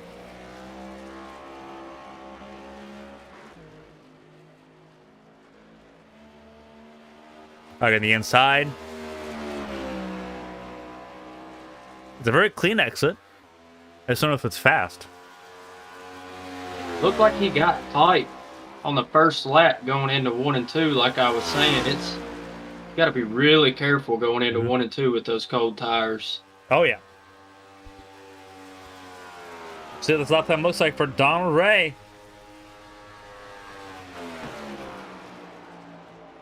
But that completes his run. He'll be the first car to set a lap time. Tommy Reynolds and Josh Gaiman were the front row. Gaiman on pole. Reynolds in second.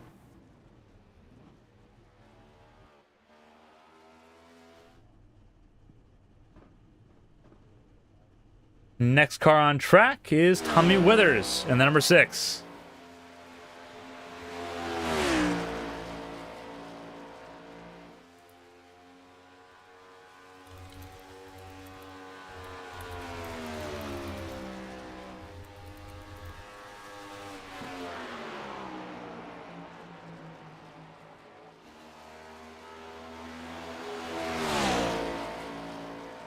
So Withers starts his first lap here.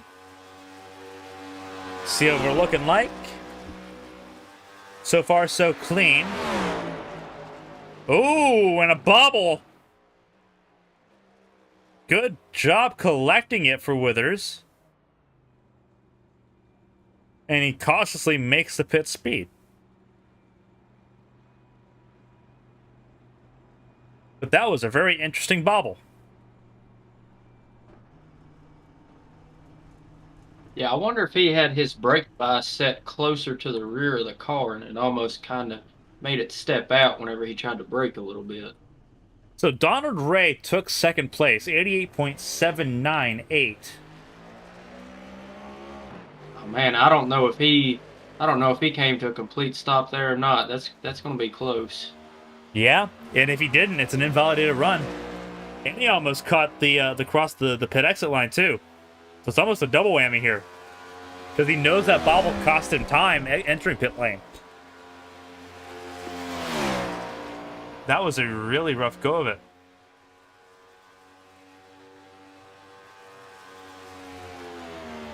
So that concludes Withers' run. We'll get an update from race control as to if that was legal. While we do that, while we kind of transition over to the next car running, we have another Bluegrass Bandit in the broadcast booth. Bradley Wright has joined us. He was a part of that great battle for the last transfer spot in the Open. Bradley, welcome to the broadcast booth. Hey, it's cool to be here. First time doing this. Kind of a Bluegrass Bandit party here. A little bit. Hey, if we can't race, we might as well broadcast, right? Hey, you guys have done a fantastic job. Obviously, with this being an exhibition, Toby had an issue and you had damage on your car, Bradley, that kind of hindered you later into the run there. But definitely should have used that fast repair, that's for sure. But outside of obviously the night, which doesn't count for points, it's a for fun race. You two, that team has been getting better and better and better and better. Obviously, race wins and podiums have become the norm for you guys. So obviously, you guys, the experience you guys have, especially with these mile and a halves now, definitely invaluable. Because I do a lot of open wheel stuff. I am the way I know this track is completely different. As Feemster starts his pit entry here, we'll see if Withers' time was valid. Looks like he got in there pretty smooth there, but I don't know how quick it was. Kind of looked like his brake bias was definitely set a little too much to the front. Yeah. So Withers' run was legal, but it wasn't quick. 90.32 puts him 5th at the moment as Feemster comes to a stop. And he gets off slow too. Ooh, yeah. That's real slow, yep. That's the killer. Yeah, that's where you gain and lose all your time is right there. Coming Well- into pit road, taking back off like that. You got to get going. You can't. Well, Can't it's be. It's hard too. Another thing, you can't just start in first gear and spin the tires. You got to be real easy on that throttle. If you start Yeah. smoking the tires, you're gonna. It's no better than taking off slow. we'll see what the second lap's going to be horrible. So it's going to bring. He's probably going to be 7th here, but yeah, it's so. This qualifying format, it's so interesting because like there's so much more complexity. Like obviously you think about traditional qualifying, it's like you run the fastest lap. It's like with this and with Indianapolis, the 500 coming up on Wednesday, it's super difficult to set because it's an average. It just, or obviously tonight's the total. It's just so rough, and he's gonna be kicking himself for that one because he bogged it down big time. Yeah. Yeah, we done a couple practices for this pit stop here, and I can't remember. Mine was pretty slow, but it's just very difficult. Like what I was kind of doing was going from the outside, woeing it up, kind of getting in there, and I don't know if it's going to help some of these guys or not. I know a lot of these dudes have been a whole lot faster than what I could do in my little practice session that I was doing with it. So it's going to be kind of interesting seeing how they do here. Ooh, seeing what Hohenbrink almost lost it there. Yeah, he got real loose. Like so. Dang. We'll have to see what Feemster's lap was. I'm going to take a look here. Feemster's lap was not the slowest. Just a little faster than Painter's. So Feemster to 6th. Painter with that There's unfortunate Crosby. position of being the first to run. Ooh. So now we watch Hohenbrink kind of join in. We have 7 that's run. Hohenbrink's the 8th.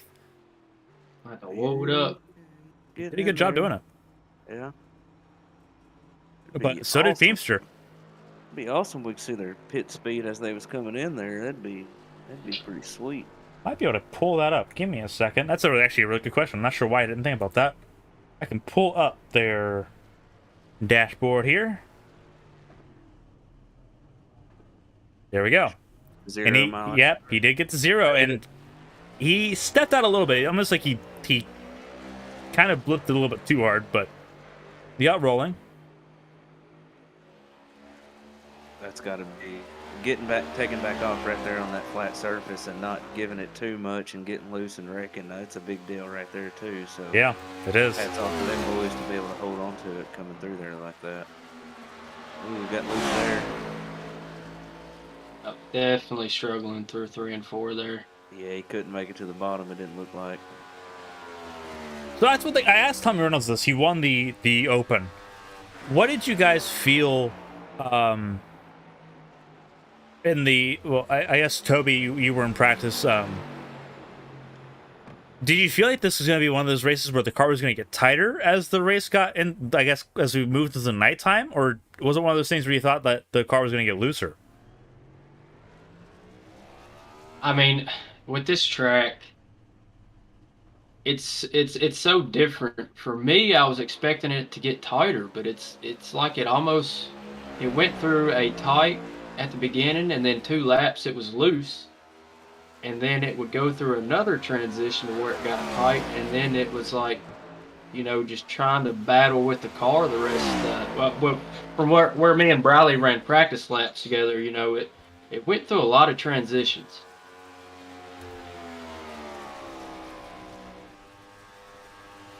Yeah, I don't know. It almost felt to me like I made a 25-lap run, and I guess the weather was kind of a little bit cloudy. It wasn't completely dark, and it felt like as the run went on, it didn't loosen up or tighten up really. It kind of felt the same as long as you could keep the tires underneath it. It almost felt the same for a 25-lap run.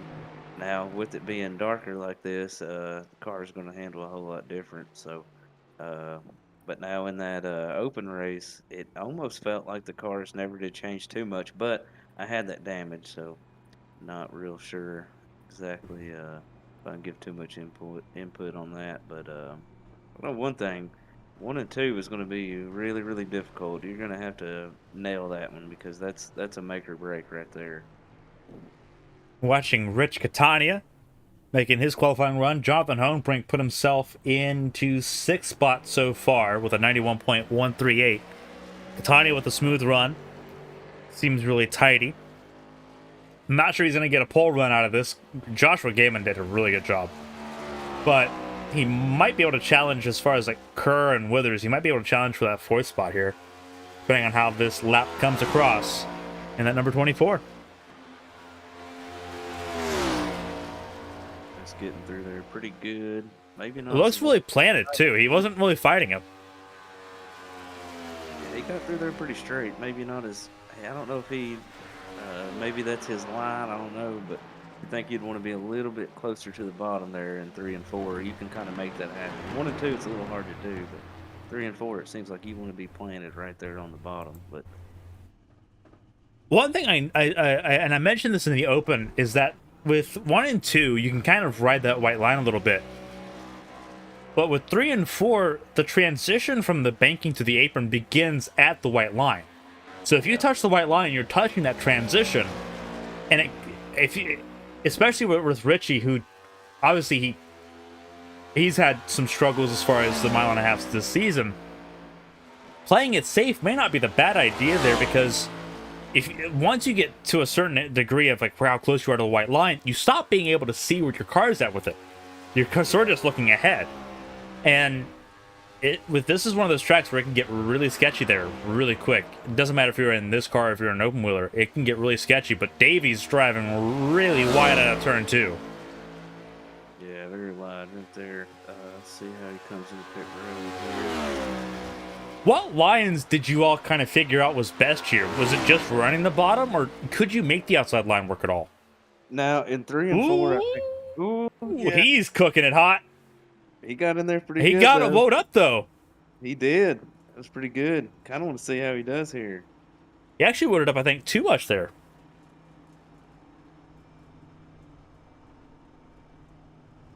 Yeah, see, the thing was for me, 1 and 2, I could really exit low and it was fine. Now 3 and 4, the closer you kept it to that white line, the better off you were going to be. It's almost like if you took the high side in 3 and 4 and kind of diamond the corner off on exit, you were carrying too much momentum, and you hit that bump coming off of 4, and it was just going to snap every time. Yeah, it'll get you loose every time. Yeah, I think kind of what me and Toby were doing in 1 and 2, kind of arcing it in and then exiting low, and then in 3 and 4, you just want to hug the bottom. There's one really good fast line, and that's it, just hugging the bottom. And 1 and 2 is just arcing it in, staying high, and then kind of exiting as low as possible. If you exit too high, it'll just get you loose, and you just lose too much momentum chasing it up the track. Right now, I don't know how good his lap time's going to be, because he ruined that first lap with running so high, but Siri puts it, because Richie Catania went, looks like 7th. Yeah, 7th for Catania. He ran a 91.358. The slowest was Dustin Painter, who was the first to go, but 91.928. So we'll see what he ran here in just a moment. Tom Sears now the next to run. And then number 14, that NASA paint scheme car. A new look for him this week. It's a good looking paint scheme right there. It's the first time I ain't seen him in my highlight paint scheme. Right? Davey actually ran a really good lap time, 90.1. And Puts him 5th. I bet just getting in there and getting out of there as quick as he did, I'm sure that helped him out a whole lot. Yeah, definitely a good recovery on his part. Yes, sir. Wow. He did a really good job there. That puts him right behind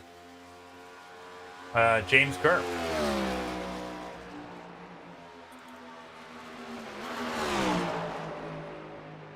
Oh man, looks like he's slowing up a lot coming in here. I don't know how much practice Tom Sears did for this qualifying procedure, but yeah, he slowed up early.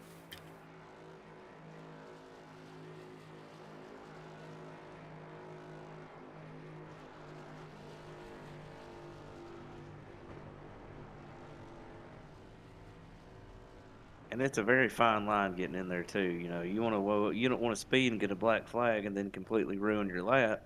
You know, but you also want to get in there quick enough to where your lap's going to amount to something. Definitely nerve wracking, that's for sure.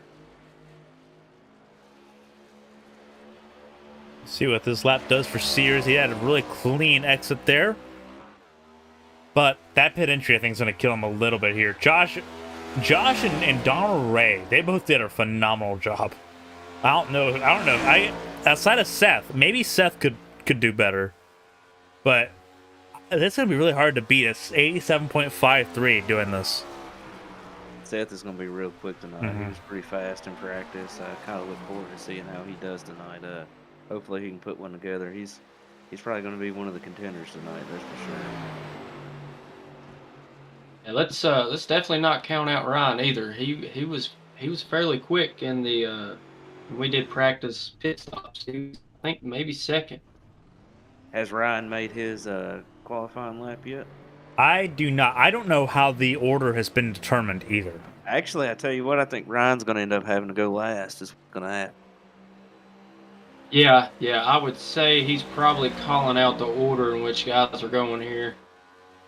Yeah, I just don't know how that. I don't know if it's a random order that was determined or if it's determined based off a point. I don't know how the order was determined, so I don't know when he's going to go. But I would assume with multiple people in race control that they would be able to sort of cover that. But yeah, I'm sure they got it figured out over there.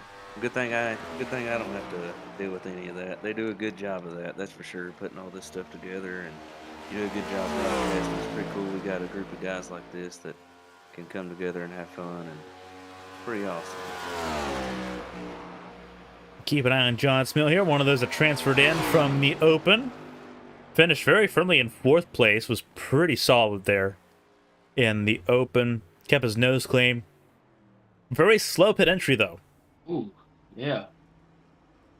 Yeah, I don't know how much he's been practicing this one, that's for sure. I don't think he was planning on being here. Honestly, I wouldn't either. I very rarely practice pit stops like this. But if you do, it works. We done a few in practice, and I can tell you right now, my first one was full compared to my second and third. I'm sure Toby could kind of say the same thing. Actually, no, that ain't true at all. Toby actually went through his box, and I think his was like 4th fastest or something like that. So his first one was pretty good, even him messing up. So qualifying results came in. Tom Sears, we thought he was slow. He just took pole. Wow. 86.238. Wow, that's amazing. So I guess what we're learning here is that if it looks slow, it's clean and it's good. Yeah. As assuming what we're looking at here. Kind of like what I said earlier, there's a fine line. You just don't want to be getting in there too hot and locking the tires up and sliding through and speeding. So, I mean, just woeing it up and getting it in there good and smooth. And, I mean, that may be the way to go. But, yeah, I mean, it did look slow. I'm actually surprised that we haven't seen anybody, or I haven't seen anybody since I've been in here, lock it up yet. So, they're doing a good job. Next car running, Tommy Andrews. Another little throwback. Don't hit the wall there, Tommy. And that's not what you want to do. Oh, no. He's gonna get I'm assuming he's going to get a do-over here.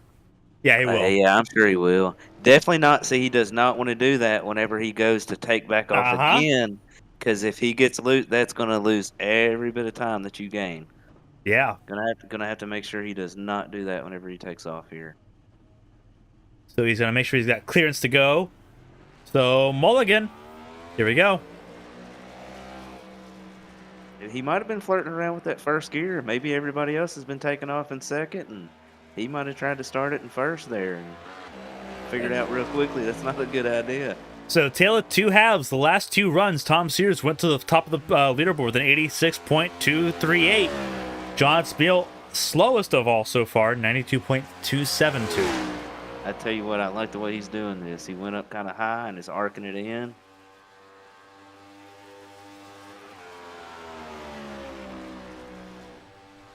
I believe he might have should have went down pit road there, right?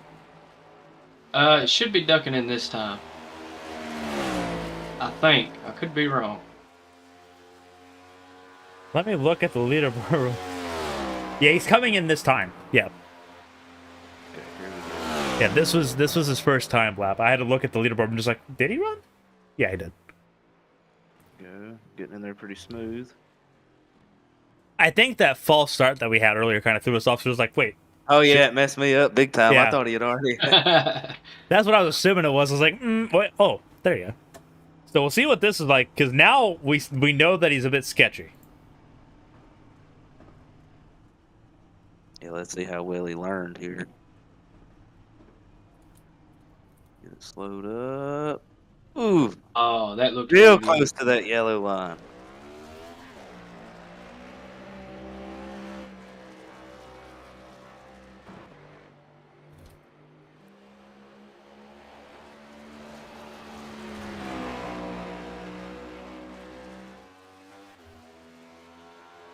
I'm not gonna lie. I mean, it looked pretty solid.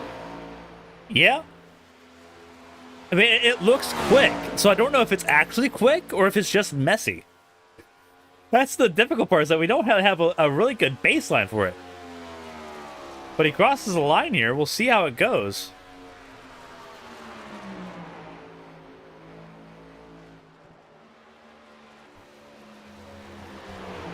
We'll get an update there shortly. Terry Goward is next to run a time. 13 cars have set a lap time. We'll wait on the results from Andrew's time here. As Gabbard gets off to a slow start, he'll have to make sure Looks like not to make that mistake. We'll also have to fix his trading paints to take off that double 4 overlay. I get to elbow him a little bit. The car looks good. Otherwise, I love that select car. Yeah, it's a good looking car right there. Andrews 92.008, so it also was slow. Here we go with the little higher line here coming out of 4. That's the line I thought more people would use, but we haven't really seen it. Should have good momentum coming into Mm-hmm. Warriors. And he's running the outside here in 1, but that worked for Sears. Well, it worked for Sears and it worked for Davey Halleck. Both of them are in the top half right now. Let's get into pit road here. Ooh! Whoa! And that's gonna be a mess. No. Save it. Brings it back in. It throws that lap time completely away, but a great save to avoid going into the wall. Yeah, that was a good save. Right That there. practice will be necessary for the race itself, but just a little too hot. It looked good up until that point.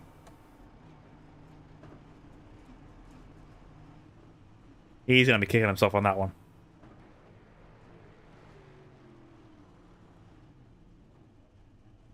Well, you live and you learn. Yeah, it looked Definitely. looked like it took him a lot of time to get slowed down there too, so that's not going to help him out much.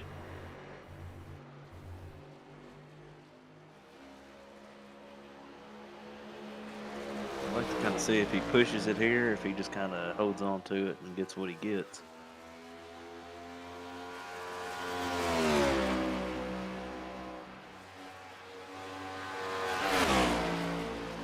Yeah, at this point, he's just gonna be happy that he's in the All-Star race and safe and don't have to worry about it. But this is not gonna be a lot to remember, and he's already off the gas. He's already coasting. He's already done. Well, I Oh. can't really say I don't blame him there. I would probably be a little bit upset too. Tristan Catania is gonna be next on the board for those to run a lap time. There's Catania.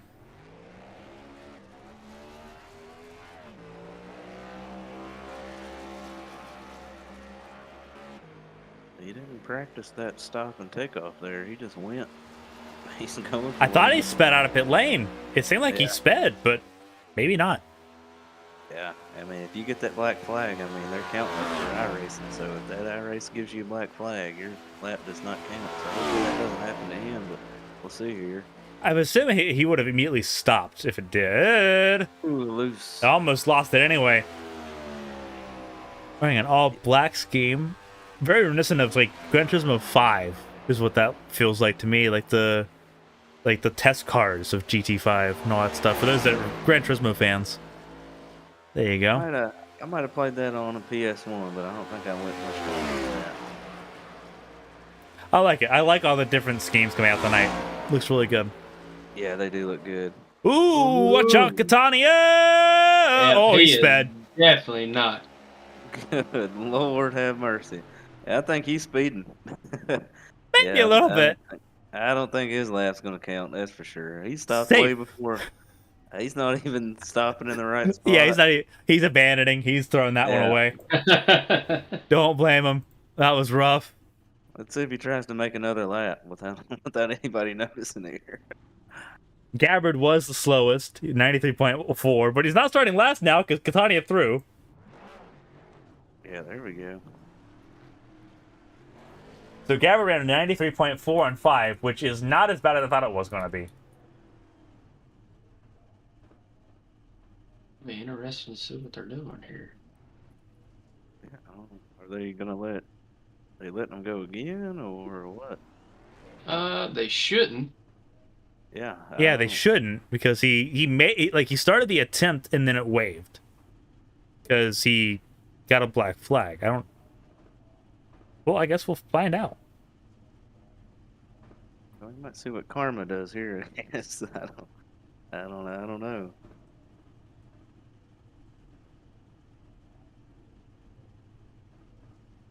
He might be playing his case right now.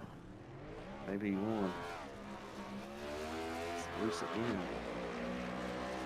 I guess we're going to find out. I would assume that this would not be a legal run, but I guess there's a reason that we're in the booth and not in race control. But I would say that he probably... I would have called that a wave attempt. Like, He definitely made his lap there. I don't understand what they're doing there. Let's find out. We'll see. See what happens. And he's struggling again. Yeah, it's Yeah. not. He's pushing it too hard right there. You come out of 1 and 2 right there, especially on them fresh tires. You gotta lift a little bit and let that car settle. You can't stay full throttle that long. It'll bust loose like that every single time. Yeah, he's still loose. Yeah, he may as well have just not even tried. Yeah. Like, that's just a bad run. I was worried if he had actually done practice for this qualifying session or not, and it seems like he might not have. Yeah, I don't think so. Yeah, I don't think so. At least he found out not to speed down pit road, I guess. So I don't think he meant to initially speed. I think he just kind of realized that he wasn't going to make it. So he just decided he was going to bonsai it. yeah, I don't know, but it seems like maybe he just didn't know the rules because you come down through their speed and you get that black flag or wave, your lap's not going to count. So. All right, so Catania's... So this run, I'm assuming they're just doing it for giggles at this point, because... All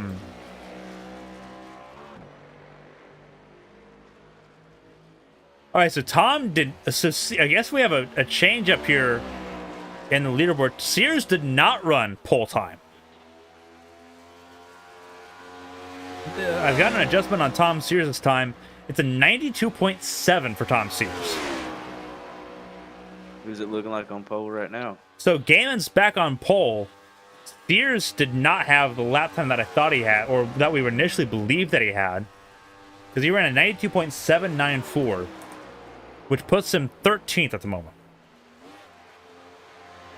So Catania's, I think Catania's attempt is a valid one, even if it's a slow one. So it's Gaiman, then Ray, Reynolds, Kerr, top 4 still. Yeah, he was wrecking the whole time. So Wanting is up next. this is one that I'm sure. This is the exciting one, and then Ryan is after this. Yeah, I'm pretty excited to kind of see how he does this. I'm sure he's been practicing this one a lot. Yeah, Catania's attempt was legal, but it's the slowest so far by 3 seconds. 96.038 for Catania.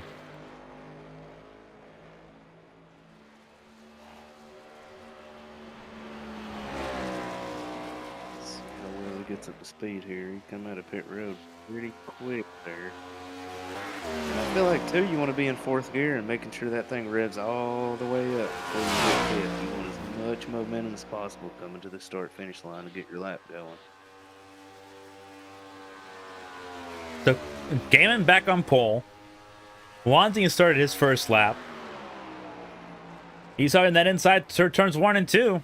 Yeah, I'm surprised he got down there that quick. Usually it's pretty tight getting down there, but he done a good job. It seemed like he washed out a little bit coming up, though. See if that hurts him too much. Hugging the bottom through 3 and 4 as well. Get the apron and come back up. I'm not sure he planned on doing that. I think he was. I think he realized that you can't really hammer the brakes while you're turning, because he was still pretty loaded up in that corner. So I think he used the apron to kind of slow down a little bit, which I think might be a smart move. We haven't seen too many people do that correctly, because they'll hit the apron and then they'll hit the brakes and they'll pop them up. Whereas he stayed off the brakes there and just kind of let it coast in. That might be the secret trick. Went past the line. I don't even know if he ever hit 0. I don't think he did. I think this is a black flagged attempt. Yeah, I do not think he come to a complete stop there. Plus, he went past the yellow line. I don't think you're supposed to go past that cone. Pretty sure you got to stop before it.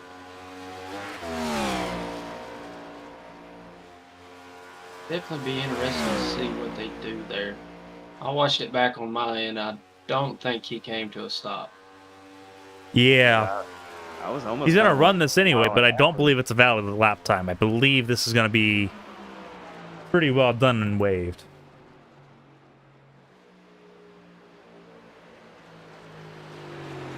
Fastest guy in practice. Maybe he might end up having to start from the back. We'll see how it goes for him. What it's looking like, at least.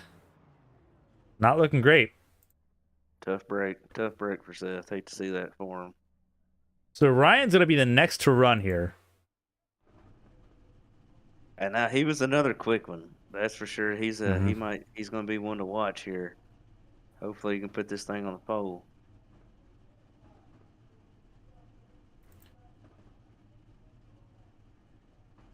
So, Wanting's time apparently did count. I have to double check that. It puts Seth third, but we don't think he ever came to a complete stop. So we'll have to double check on that. Yeah, I don't know if race control has a different angle on that than us, but certainly from right here, it did not seem like he come to a complete stop. It also looked like he passed that yellow line. And another thing too, I'm sure you're supposed to pass or supposed to stop before that line. So I guess we'll go back. We'll have the ability to kind of go back and review it here, because it's going to be interesting. So Ryan is on pit lane. He is the last car to go, I believe. No. There's 18 cars here. Who has not gone? Oh, it's counting Toby as being one of those that are running, because Toby registered instead of hit watch. So it is going to be 17 cars. Pinnell is the last one to run. When he took off there, it looked like he flirted with that white line a little bit. Sometimes that'll give you a black flag. So yep. We'll kind of see how that goes. Yep. Middle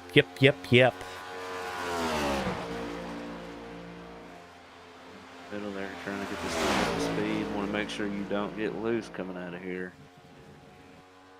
Drifts a little bit wide, but that's not a bad thing. No, it's looking good so far. See if he can keep it planted on the bottom here. He cannot. Runs the middle. And it's so tough on these fresh tires, too. It's so hard. You have to back the corner up when you do it. Yes. And even you can back that corner up and it still gets tight down there. Once them tires get warmed up, though, you can get down there. But usually on that first lap, it's hard to get down in the bottom on 1 and 2. Ooh, that was a really bad one. Too much brake entering the corner. I don't know. I don't think it would be as bad as you think. Yeah, he got in there pretty quick. As long as he wasn't speeding, maybe it didn't cost him too much.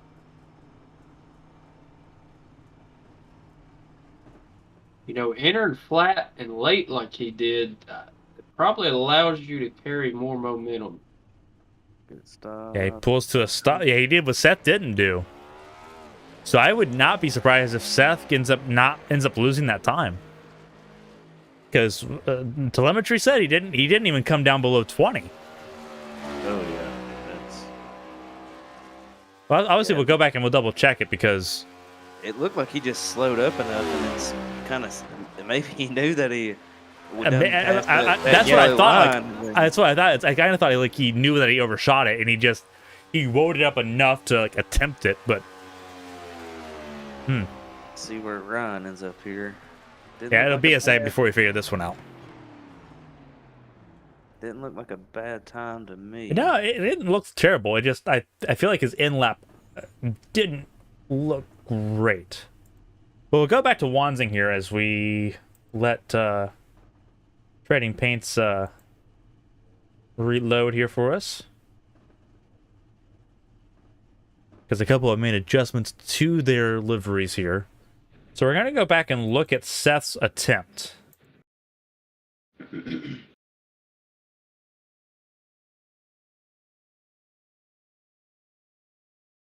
Actually, we'll go here. Here's Seth's run. So here is what we've got. Gets on to pit road pretty good.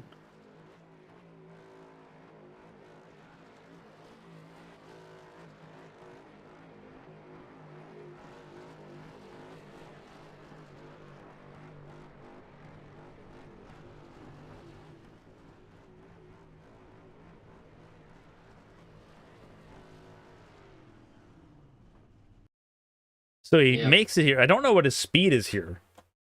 And I don't get telemetry to pop up for me. I think either way, it's going to be a double whammy. It definitely looks Yeah, like even he's past the line there, so it doesn't even matter because he's still moving past that line. So it doesn't. If he stops and comes to zero there, then it doesn't matter anyways because he's done past that green cone. So Yeah, he never came to a zero. So we're looking at. Wait, I pull up the Right Racing UI since that's the best way you can pull up the times, or best way we can pull up speed here. yeah, he's past that yellow line before he ever stops. And he never comes to a complete stop. It never goes to zero. Yeah, that time definitely shouldn't count. That's what I'm thinking. So obviously, I don't know if Ryan saw something different here, but that's going to be interesting. Yeah. definitely going to be a tough break for the 9 car. Yeah, I don't. So are they gonna keep him? Are they keeping him where he's at? I'm sure they might end up reviewing that. I don't know. I'm going to try to see if I can get a good. Okay, this is going to be a good run. See how much he went over the line. Oh yeah, he's. Oh yeah, his tires went over it. Yeah. His front tires are passed before he ever stopped. Yeah, there's not even if the gray area is you have to have your tires behind the line. He went over the line with the front tires. Yeah. That's going to be rough. I don't know. Maybe he'll get away with this one. Who knows? So I don't know. Definitely shouldn't be, but we'll see what race control does, I guess. All right, so looking at it, haven't seen Ryan's time yet. So Ryan did go second, 88.370. It's Ray, it's Gaiman and Pinnell on the front row. Right now, Wanzing's time still stands. But I wonder if it's just that no one's protested it, so everyone's just gonna let it stand. I might have to get with somebody in race control Right. and tell them to look that one over. Hate Yeah. to do that to somebody, but rules are rules, I guess. But Yeah, that's an interesting one. But either way, we'll kind of keep everyone up to date here on how this all looks here. We're gonna get ready for the race now because we're gonna reset. We're gonna give ourselves a little bit of a warm up to get the grid set up, and then we're gonna go at it here. So don't go anywhere. We'll keep you updated on what everything looks like, and if we have any information on Seth Wanzing's situation, we will let you all know. But until then, hold tight, get yourself something to drink, use the bathroom if you need it. We're going to be racing for the All-Star race here in just a few minutes.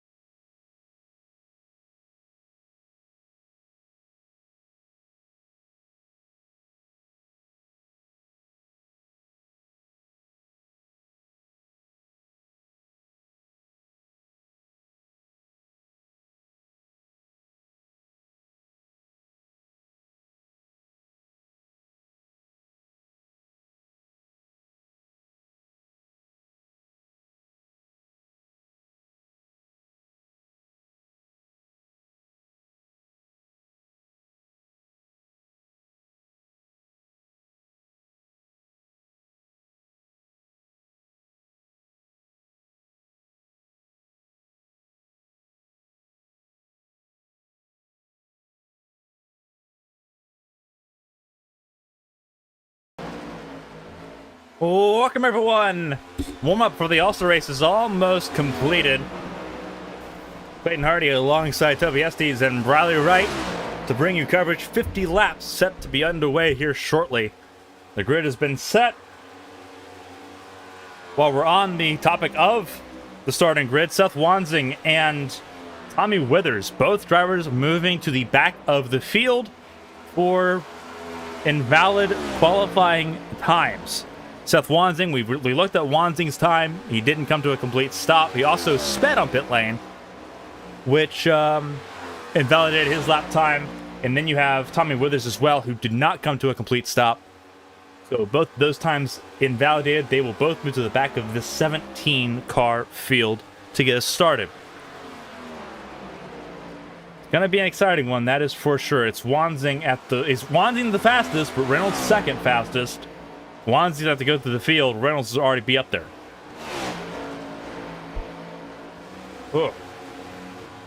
Definitely going to be interesting to see how quick Seth can maneuver his way through the field.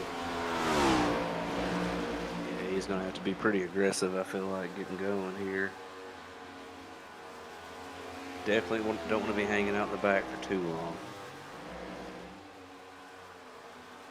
long. Yeah, I don't think you will, but like 50 laps, a lot's going to be able to happen here as we watch Wansing has come to a spinning stop here. Yeah, I want to get those out of the way in the warm-up, that's for sure. You don't want to be Absolutely. doing that during the race. See that there's Feemster, then there's Gaiman here. Third and fourth fastest at the moment.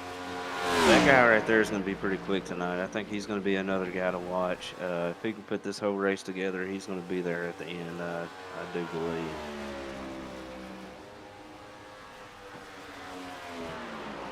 John Smeal at the fourth fastest. This is what the one race where people are gonna shine that normally are stuck midfield because obviously you think about like the bad luck that comes kind of with it as we get ready to bring up the starting grid here. A lot of drivers this season that are in this All-Star race have had a lot of bad luck. You think about obviously Thomas Andrews is one that he's not been consistently present, but when he has been, he's been collected pretty well. Gaiman's had a little bit of trouble. Obviously, Davey Houck's another one who has been consistently just plagued by bad luck. As we bring up the starting grid here, it's going to be Joshua Gaiman and Ryan Pennell on the front row of the grid. Again, everyone that is in the All-Star race either went in through the open or were winners in the past season of A Squared. Donald Ray and Tommy Reynolds in row number 2. Ray and Reynolds, both of them qualified in from the open. They transferred in. I believe that Donald actually got in through the fan votes. Correct, he did. Guy coming up there in the top 4, so let's see how he does. Yeah, he's looking good so far at third fastest qualifying time. James Kerr and Davey Houck. Kerr came in from the open. Houck was in through winning last season in A Squared. They make up row 3. Row 4 is Hohenbrink and Catania. Hohenbrink, both of them, I think, came in. They qualified their way in by winning last season. Feemster and Painter, 2 of the open guys in row 5. Andrews and Smeal. Andrews won last season. Smeal came in from the open. As we look through the rest of the field, 17 cars in this field. It's Gabbard and Sears in row 7. Both of them qualified their way in by winning last season. Tristan Catania and Seth Wansing. Also winners last season. Tommy Withers in the 6th car. The last car in the field came from the open. Finished second in the open. Here we go. 50 laps. There's no stage breaks. There's no choose cone tonight either. Caution laps do count. They didn't count in the open. They do count here in the All-Star race. 17 cars. It's some of the best that ARCS has to offer here at Texas, the Lone Star State. Line them up. Let's see how they do. 50 laps. I'm kind of looking forward to see how aggressive they get on this first start here. I want to see if they kind of settle in or if they just try to go for it here, because I know track position is going to be a big key. I'm going to kind of put everyone on the spot here. Who's your pick to win here? Go ahead, Toby. God. Go ahead, Toby. Lee. I think if Seth can make it through the field, I believe he's going to be the one to watch. Alrighty. Bradley? I tell you what, I got my eyes on that 61 right there. I think if he can put it all together, I think he might be the one that can win this thing. Let's see how he does. I know that's my pick right there. Alrighty, green flag is in the air. The All-Star race here at Texas is underway. And it's a really good, really clean start. Really bunched up there at the start. As clean as you want it as they enter turn 1. And it's almost 4 wide. Everyone wanted space. Gaiman and Pinnell, 2 very similar colored cars now. Stay at the front. Reynolds to the outside. See if it works out for him. I don't know if he'll be able to make that stick. He slided in front of Ray as Pinnell slides. Pinnell saves it. But there is trouble. Andrews has also went off. He held on to it. That's a good save right there. Absolutely. But Andrews also went off track.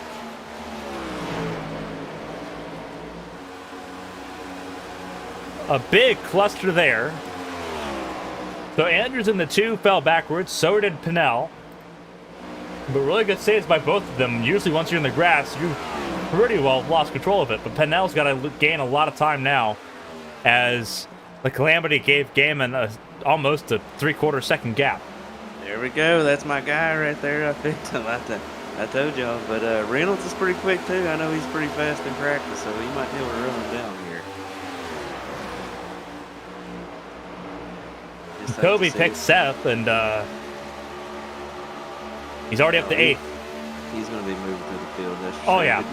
They helped themselves out a little bit here by the calamity that Ryan kind of had. Tristan struggling here. He's in the grass pretty hard. Ooh, Saves it. But a little practice during qualifying doing that. So. Oh, yeah. So he's struggling a little bit here. But he's down in 16th position. I tell you what, going back to what happened with Ryan there, it looks like probably he just stayed in it just a little bit too long. That race there coming out of 3 and 4, which it happens so quick. I hate to see that happen to him there. Had a good start position, and once you lose all that, it's hard to get it back.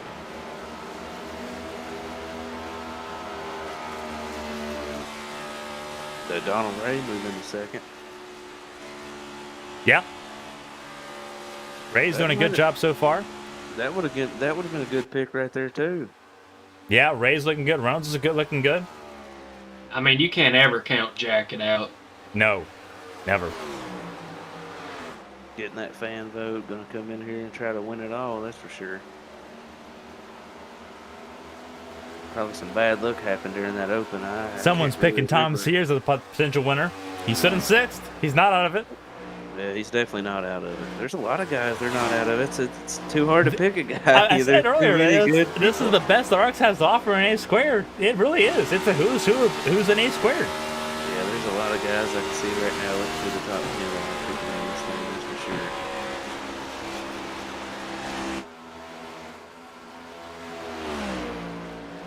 You know, there's a guy right now sitting in last place that I would pick that had a good chance to win this thing. You know, it's not looking good for him right now, but just a stacked field. Love to see it. Yeah, right now it's looking really good. Obviously, you're looking at Donald Ray here as he battles with Tommy Reynolds. Looks like he's making a little bit of ground on Reynolds there. Reynolds got the fastest lap, though. He literally just set a 29.5. Yeah, he gained on him a lot right there in 1 and 2. See how it goes in 3 and 4. Maybe he might be able to pull back on him. On board with Ray. Going through 3 and 4. Real low there. Good line. Oh, he got loose. Oh, he got really loose. Reynolds almost plowed into the back of him. But Reynolds takes 2nd away.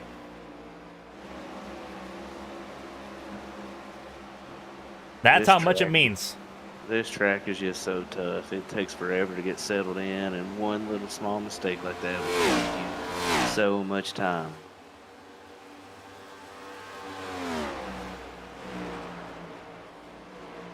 And that 61's looking good up there in the front. He's just gone. That clean air, really important, but now Reynolds has it too. And Reynolds was faster in the game, and both of them from the open. And I wonder too if Gaiman might be looking back at his mirror, seeing all that space, and thinking, you know what, I'm going to slow it down a little bit, save my tire. Oh, Maybe no, if it gets never. a little closer. You don't Never. think so? Maybe not not. him. There's a couple that would.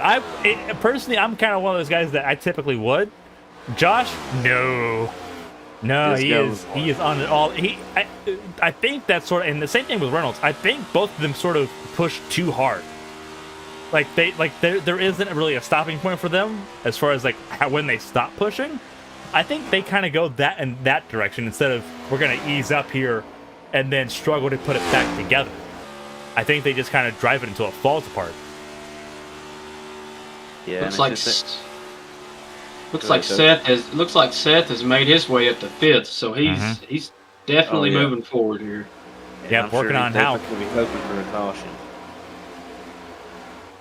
Ooh, looks like Houck shut the door on him right there a little bit. A little bit. Davy's trying to hold on to it. He knows that once Seth gets by him, he's gone. Seth's going to stay on the bottom here. He's probably going to get a decent run on the outside. Don't know if he's going to get to his quarter panel or not. Probably not. Not Stay this on time. up You have to here. set up going to 1. Oh, No, yeah, Houck got left good the door entry. open. Seth had to clip the apron. Yeah, just dived it in a Oh. little too hard. Seth's going to get frustrated here because he is faster. Yeah, he is on his bumper too. Got to get around him.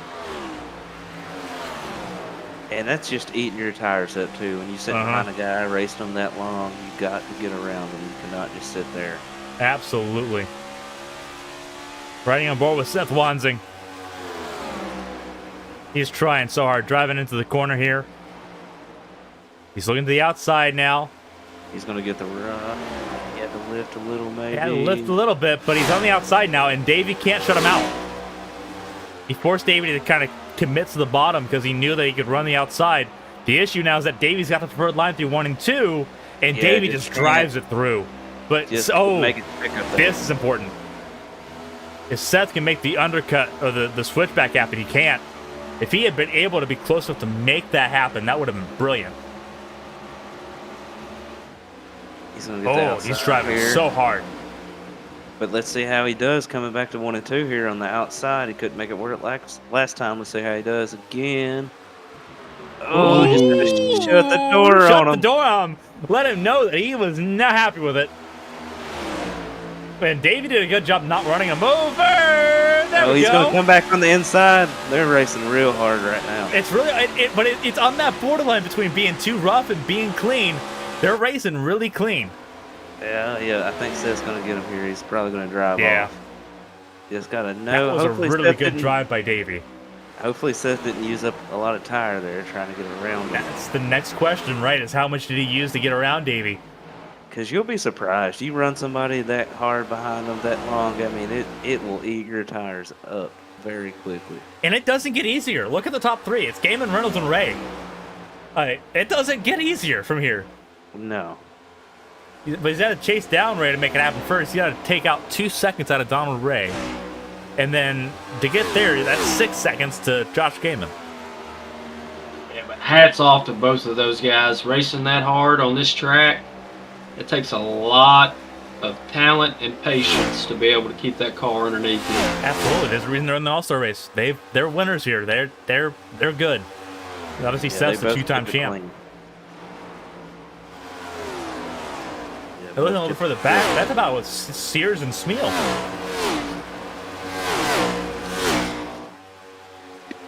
There's Sears in the 14, that NASA machine. He's battling John Smeal really hard. And I tell you what, that's another one right there that's going to be kind of hard to get by. He will race you as hard as he can. I know it from experience in that open race. He's not an easy one to pass. He'll do all he can to keep you behind him. So see how Sears does.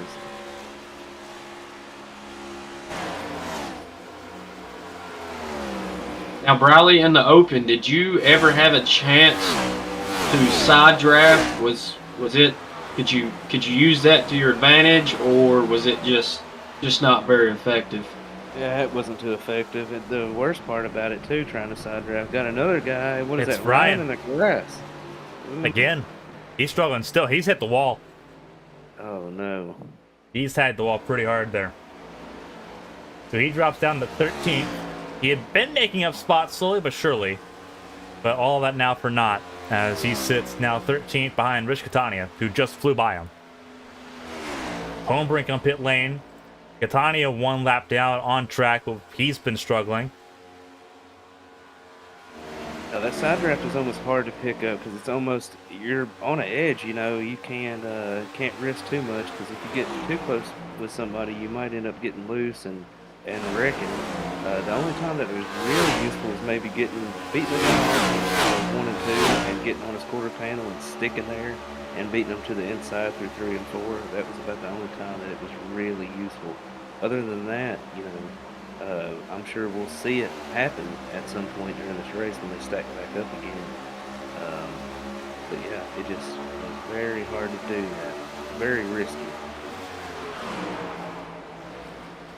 3-car battle here. Haux dropped down to Smeal and Sears level here, so this will be an interesting battle for the top 5. Somebody tagged the wall. It might have been Feemster. It was Feemster.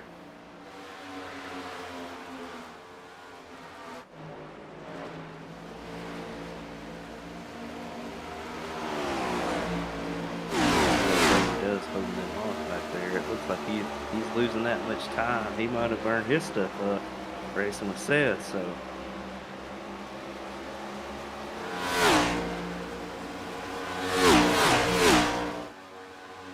And I'm sure that Tom Sears is just sitting there patiently waiting for these laps to wind down. I'm still surprised that they haven't had a caution yet.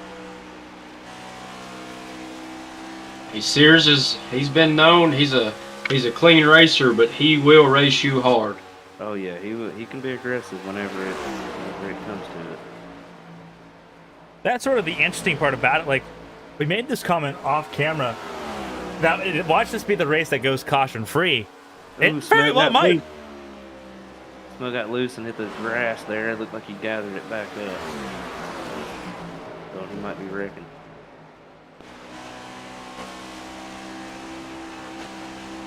The Sears has gotten around Smeal with that little bobble. Davey in the 5th spot. Here we're looking at. Everyone's chasing down the top 5. Reynolds is starting to lose ground again. Now 3 seconds between Gaiman and Reynolds. There's Reynolds in 2nd. And then there's Josh Gaiman getting around Jonathan Homebrink. Putting Homebrink 2 laps down. Withers is 2 laps down now. Terry Gabbard and Tristan Catania 1 lap down. Thomas Andrews, the last car on the lead lap, just ahead of the race leader. And right now, Gaiman is just focused. He's all focused. Clicking these laps off, keeping it underneath them, being smooth. He's got a good lead. As long as there's not a caution to gather him back up, we'll see kind of exactly how it goes. I think that they might be able to make it a full 50 laps on fuel, but now I don't know how tires are going to be necessarily. Some predictions said that there's no way that they were going to be able to make it on fuel from here. So no on the fuel. I don't know if it was because of fuel, because no one's run more than 25 laps. According to telemetry, no one ran more than 25 straight laps in practice. I don't think anyone expected it to go this far, so no one really knows how this car is going to handle, but I believe with fuel mileage, I don't believe anyone can make it again on fuel. That's where it's going to get real interesting, too. You're going to have to make sure you get in there and get in the pit stall and make everything pretty smooth, get in, get out. I don't know. I don't see him making it the rest of the way without a caution. I kind of hope we get to see one. So Gaiman's going to try to get around Andrews. Andrews is trying to stay on the lead lap here, but he's going to put Andrews a lap down, going into 3. So you're ready for 22 laps to go. Gaiman comes into pit lane. Ooh, got loose too. Yeah, really loose. But he comes down pit lane, figured this was the best time to do it. So here we go. Reynolds now up front. The question now, who all blinks and when? Ray, Wanzing do not blink. Neither did Davey, neither did Tom Sears or John Smeal. Dustin Painter also did not blink. So here's Joshua Gaiman on pit lane. He's gonna lose a lap here, I believe. Me personally, I just think that's too early. Yeah. I'm Yeah, not you make it because if tires sure. begin to fall off like they do, and he's going to be in traffic now. I wish I knew for sure exactly what their pit window was because for some reason I'm thinking that 50 laps was close, but very early it seems like. I don't know what was going on there. I wonder if it's because there wasn't any caution. Like we had 2 cautions early on in the open, and every lap of caution saves you about 2 laps of racing of fuel. I wonder what their window is now for sure, though. I'm assuming everyone's kind of working that you've only got 40 laps, but still, that's a really early run. Very early, yes. Because we're on lap 30 now. We're on lap 31. So I'm assuming everyone's thinking that they've got about 10 more laps for fuel left, which in itself kind of makes sense. But Josh is going to run himself out of tires really quickly here because he's now 16th. He is the last car running, minus Jonathan Homebrink, who just came in again after tagging the wall. Yeah, definitely be interesting to see where he cycles out here. He's going to set good lap times, but he's going to be in so much traffic, and now no one has to let him by because he's a lap car. It's almost in your benefit to impede him a little bit.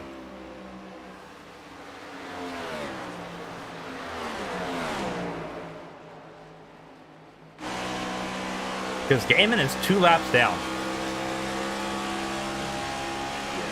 And it's not even a close, 2 laps down. He is firmly 2 down. Yeah, don't know what he was thinking there.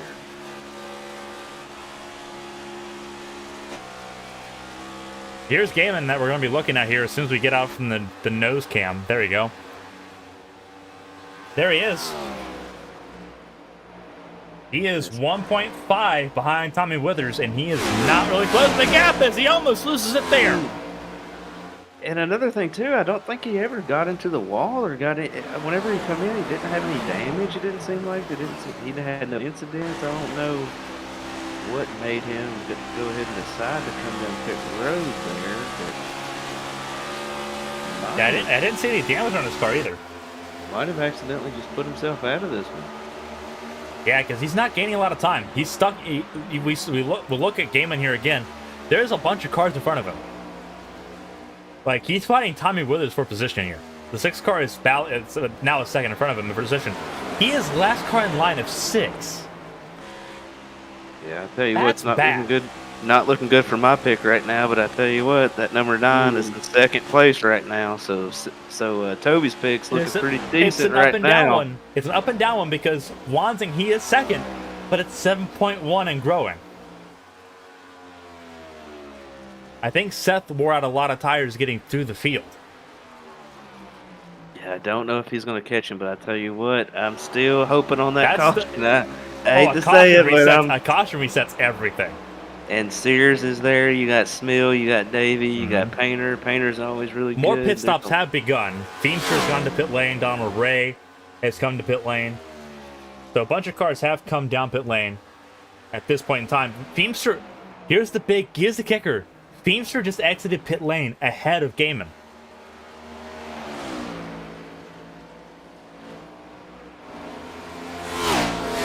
There's Feemster now coming out of pit lane. Joshua Gaiman? Oh, yeah. He has lost it here. Penello has lost it out of 2. No, that is Smeal. Excuse me. My apologies. Smeal has not pit yet either. He has got to be biting himself on that decision. Oh, yeah. He came out the wrong place. So Reynolds is laughing right now. 7.2 to Seth Wanzing. But he's still got to nail that pit stop, though. You get in there, you slide them tires, you lose some time. The good thing with Reynolds is that even if he has a subpar pit stop, as long as it's not 7 seconds worth, he's okay. Yeah, you got to not speed. I mean, there's still some hope there. Yeah. I mean, there really is for Seth, but just got to nail these last couple laps out. And like I said, still hoping for a caution. So, but a really good drive for Seth to get up to 2nd place, and I don't think that a pit. I don't think the pit stop's going to throw him out of that.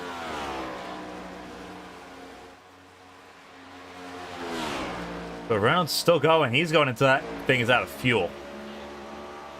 Which honestly, that would have been what I'd done. It's very interesting here. I noticed whenever I was doing practicing the long runs, I was actually downshifting in 1 and 2, and it don't sound like anybody's even trying that. Yeah, it definitely helps keep the RPMs up, keeps that momentum up whenever that car gets a little tight.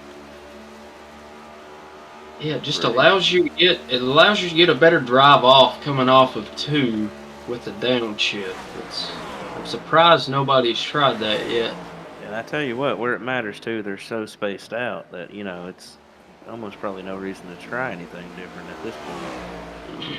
Kind of just riding and making laps till you got to pit. Right? We're down to 10 to go. This is where technically you would, if you'd have to come in, this is sort of where you start seeing the warning signs that you're about to run out of fuel. But we're still sitting. Tommy's doing a really good job. Yeah, he has kept it clean the whole time. Looks like he hasn't made any mistakes that we've seen for sure. And see, the good thing is you're off the throttle so long in the corner in 1 and 2, you're actually probably saving fuel. Oh yeah, yeah. Like once those right sides start wearing, you will be off the throttle a little bit. That does help. I don't think it's enough to save. I don't think it's enough to make it. But They gotta be getting real close here on fuel. I'm sure they're all. I think so. There's 8 cars on the lead lap. Most of them have just like 5 have pitted. Ray, Feemster, Gaiman, Withers, and Hohenbrink all pit. Yeah, if I'm Reynolds here and I know I'm going to have to pit, I would probably be coming down as quick as possible. Wonder how much fuel he's got in that thing, because he's definitely he's pushing it here. That's for sure.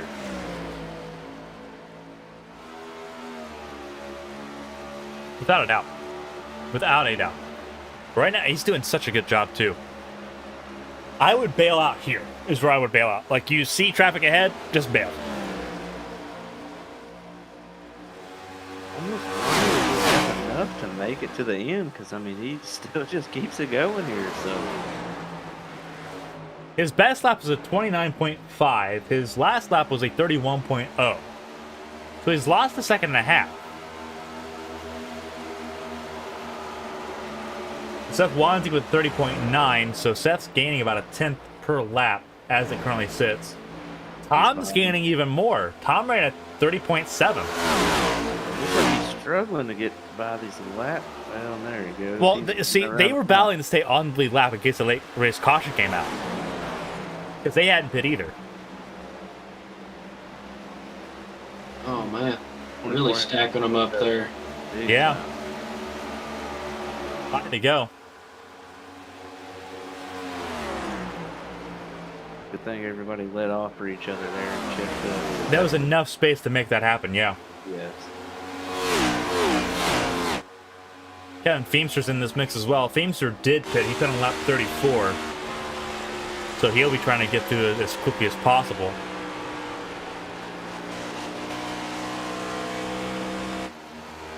Six cars on the lead lap. It's Reynolds, Wanzing, Sears, and it's pretty spread out. Strategy coming into the 4 here. As we've had a caution-free all-star race. Been a phenomenal run so far. Feemster getting around Catania. Catania not putting up too much of a challenge there. 3 laps to go for Tommy Reynolds. At this point, they got to have enough gas to get to the end. There's no way that they're pushing it this hard right now. They got to have enough gas to get to the end. So looking like Reynolds. Yeah, you would have been right on that then. In the back.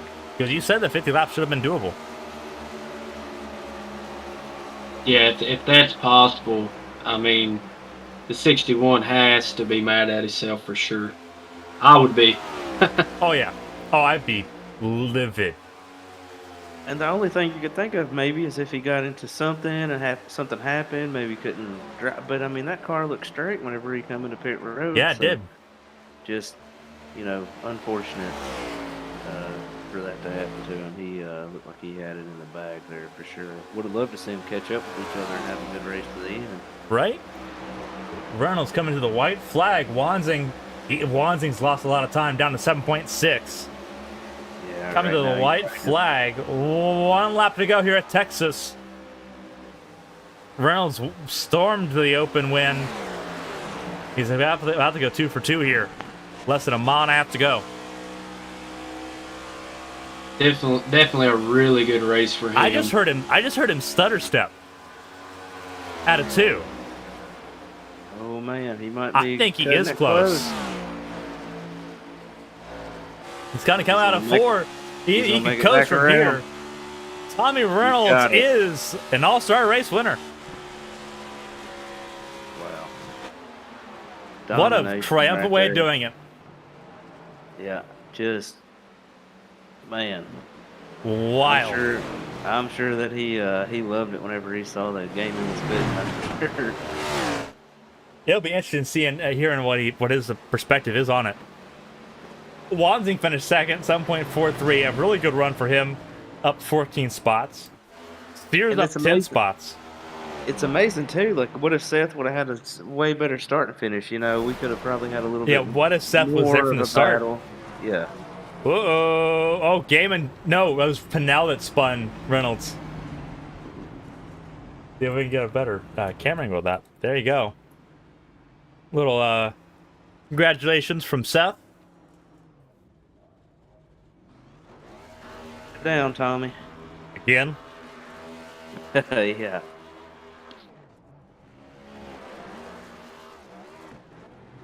Wow. He looked really good. He said he wasn't sure how like he was kind of just hoping to get here. Very dominant performance here in the All-Star race for Tommy Reynolds. He got here, that's for sure. Absolutely. Burning it down now. He's definitely got some fuel left in the car. He's got plenty enough fuel. I have to see how much fuel he had, because that was interesting, because we heard that their fuel was going to be close. Yeah, I don't know.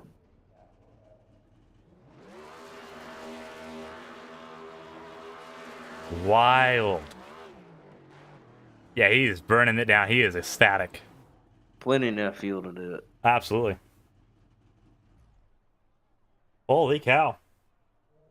That was insanity. Yeah. I'm glad Seth was able to make it from the back as far up as he did. I mean, yeah, that's pretty a impressive. Good run to make it through the field like that and to get back to second place. I'm sure that he's not the only one that was wishing for a caution there at the end. That would have been really interesting to see him stack back up and go at it again. Absolutely. Absolutely. But as it stands, Tommy Reynolds, race winner here at Texas. He won the Open. Did pretty decent qualifying, but he absolutely stormed to it in the All-Star race, dominating and winning twice here tonight at Texas. Fantastic work for Tommy Reynolds and Team Sideswipe there. Sideswipe 1-2 with Seth in second. Yeah, see if we can those boys. See if we can get interviews with anybody here. And in game, and he finishes 2 laps down too. That's rough. Yeah, that was brutal, and he was stuck in traffic like that. There's no way it was going to pay off.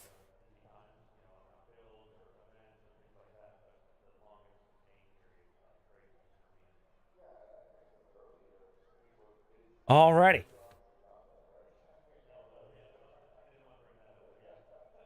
All right, so Seth's ready for an interview. We'll talk to Seth here. Hey, Seth, this is our booth. You got a copy? Gotcha, buddy. Alrighty, well, you did come through the field. 14 positions gained, just couldn't get to Tommy. We saw a few cars pit. What was the situation look like for as far as fuel went? Fuel was fine. We were about 10, 15 to the good. I I know Gaiman said he pitted because of him having previous tire issues here, and he had burnt the tires off of it, and I think Donald did the same. Um, Definitely had a winning caliber race car tonight. Wish I wouldn't have messed up qualifying. Me and Reynolds were trading lap times there. I think if I would have started by him, I think it would have been a hell of a race, but that's my mistake in qualifying. Had to come from the back. So, had a lot of fun though. That was fun from the driver's seat, man. It's fun to have a race car like that. Maybe one of these days I'll get a freaking win, but we'll keep digging away at it. And but yeah, man, what a race! That was a lot of fun. Absolutely, and it was caution free too. Um, Terry Gabbard made the joke when we were kind of in transition between qualifying and the race. Watch this be like the one race that goes caution free, and he was right. It went caution free. With Texas coming up later in the season, how helpful is this for you guys as far as figuring out, how much, how valuable is this data going to be later in the year? Obviously, we're expecting the car to change between now and then, but just kind of understanding this car, like, especially here at a place where it's so difficult. How does this help you guys as far as just understanding this car more and more? Because it's a learning experience for just about everybody. For me at least, that was extremely helpful because I know I went 50 laps on tires. This is a round of 8 track, I believe. So hopefully, Very prayers important. up that I make it to the round of 8. Um, but you know, it's very. I took a lot away from tonight. It was nice to be that fast again. Um, haven't felt like one of the fastest guys in a while. But again, that was a lot more fun than I thought. But yeah, I took a lot away from tonight. What lines to run, throttle off and on throttle time is so important, and whether you lift all the way up off the throttle or not. Just picking up on some little things. Um, Congrats to my teammate Tommy Reynolds. Um, he drove a heck of a race. Um, yeah, just wish I could have started by him, but I bet that was a fun broadcast. I know there's a lot of great battles around the track, and I'm sure them Bluegrass Bandit boys made it fun with you too. Yeah, it was a lot of fun. It was a blast when you kind of go through the field. Um, it was it was fun seeing all of it sort of just kind of run clean. Like I mentioned earlier, kind of this is the who's who of A squared. Like a lot of guys here, they've won before. Obviously, you're a 2-time champion. Like obviously, you haven't been able to sort of break through and get that win yet this season, but you have the pace. You've been there. Just sort of breaking through. Obviously, the next couple races are going to be really interesting. With Charlotte coming up next week is a really big one.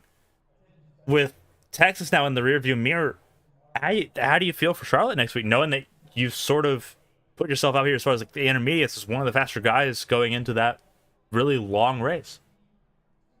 Hopefully I can make it. My girlfriend's birthday is on Sunday, so yeah, hopefully I can make it on Sunday. I love Charlotte.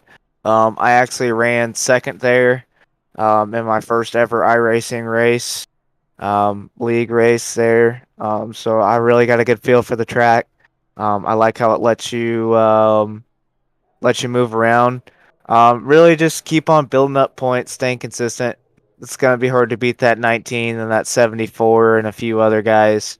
Um, but hopefully I can crack through and get a win and not have to worry about points. But we'll keep digging at it. I'm slowly getting there.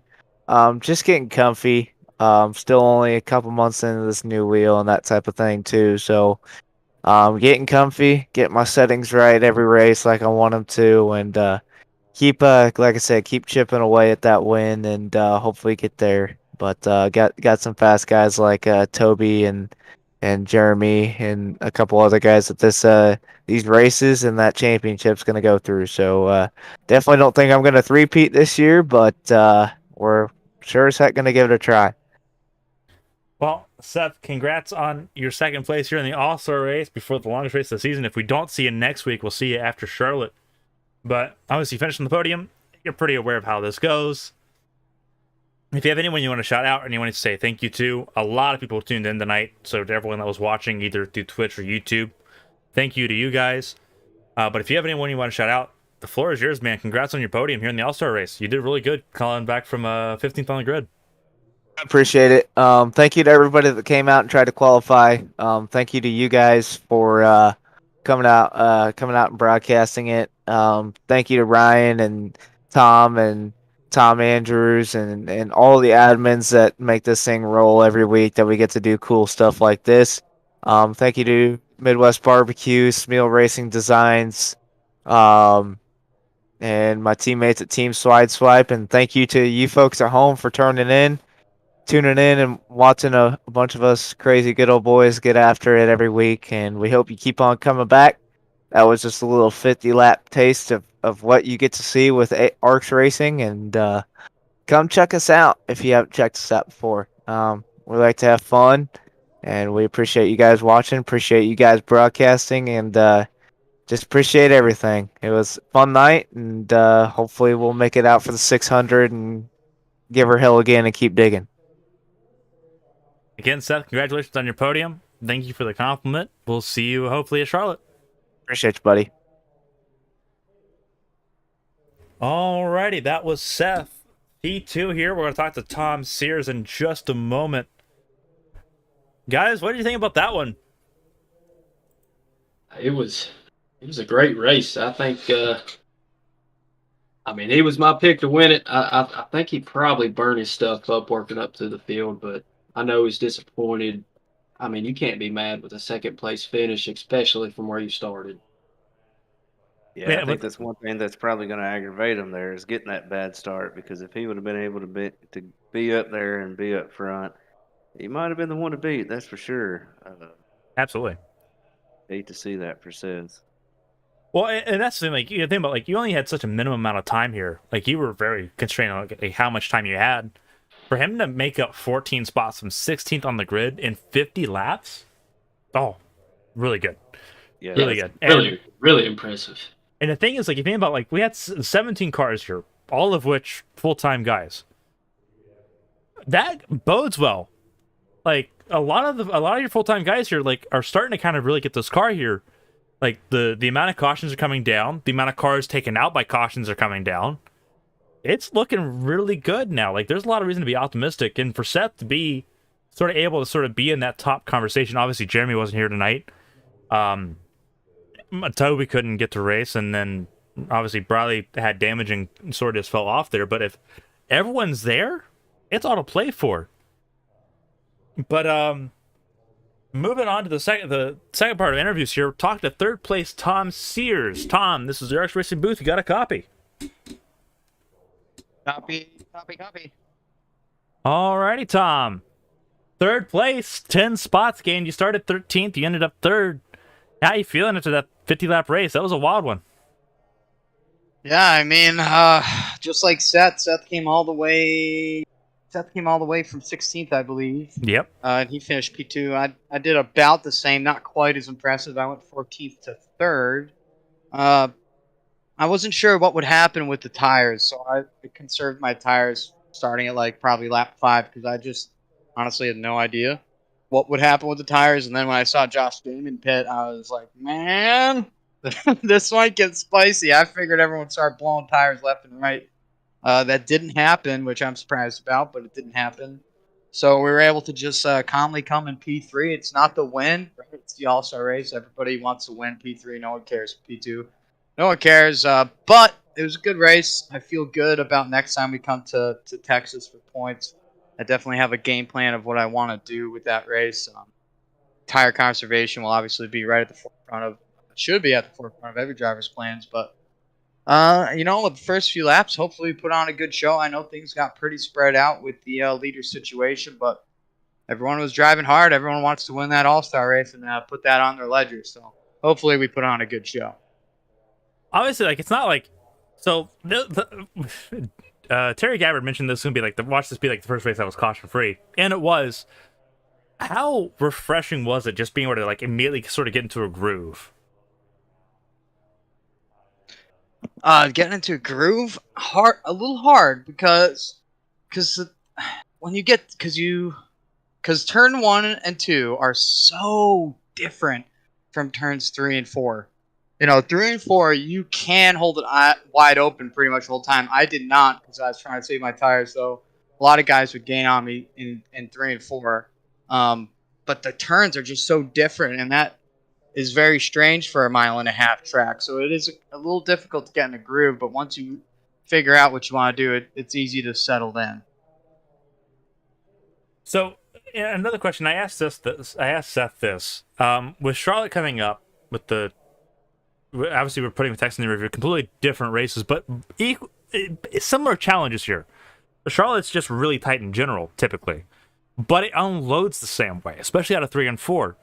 How much do you think that you've learned about this car? How much do you think the field has been able to learn about this car so far this season? Now that we're a third through the season, going into Charlotte for the longest race of the season, how much do you think is going to kind of carry over there? As far as, especially with 3 and 4, how much do you think that you can really sort of apply next week and kind of going forward? Obviously, Texas is in the chase and in the playoffs as well.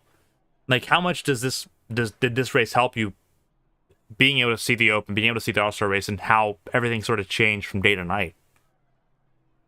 Yeah, I mean, I only kind of practiced in the day. I didn't get, I wasn't in the Open and stuff, but,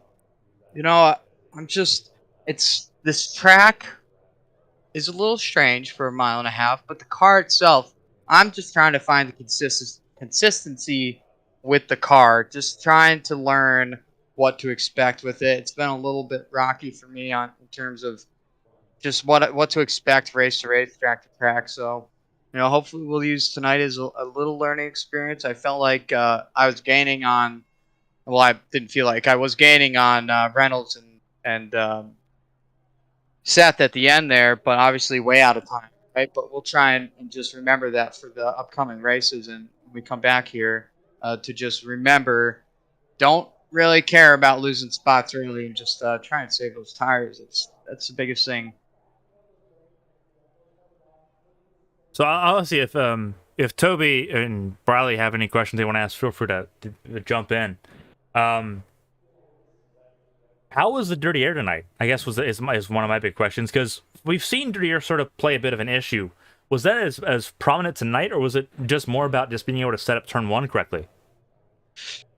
Yeah, I think the biggest, from my point of view, I think the absolute biggest factor tonight was setting up turn 1 so that you can get a good rent, because, oval racing, it's all about how you exit the corners is the most important thing, right?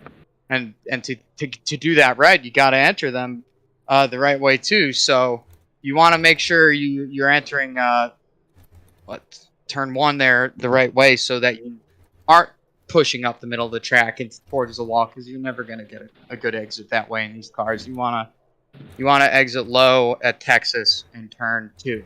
Exit too high, you already lost speed by going way up there anyways, and you're wearing your tires. I got a question for you, Tom. How was it moving through the field? Did you feel like it was pretty easy to get around those guys, or did you have to wait till those tires kind of started to wear off before you could make your way through the field? Or was you just trying to pick them off kind of as soon as you was kind of get going there? Or, was it easy to pass, tough to pass? Right from the start, because I started pretty far back there, so I didn't want to get, if you get stuck back there, you got no chance of winning this race unless there's a caution, which we didn't have. So, right into turn 1, I kind of saw what the field was going to do. Everyone went to the middle and even went high, and I took full advantage of that. I went straight down to the white line where nobody was, and I just passed clumps and clumps of cars, and then pretty sure I got to the top 6, 7 in the first lap or two, and then I got behind a couple guys that had also figured out the same thing, and because those guys were all pretty much on the same page as me, it was a little difficult to make a pass. I just had to wait for tire wear and wait for mistakes. But yeah, if you're on the same page, the passing is a little difficult, but not everyone was on the same page, so that afforded me a lot of easy passes. Alrighty. Well, Tom, you know this deal from being in Indy Arcs, from being here in A Squared.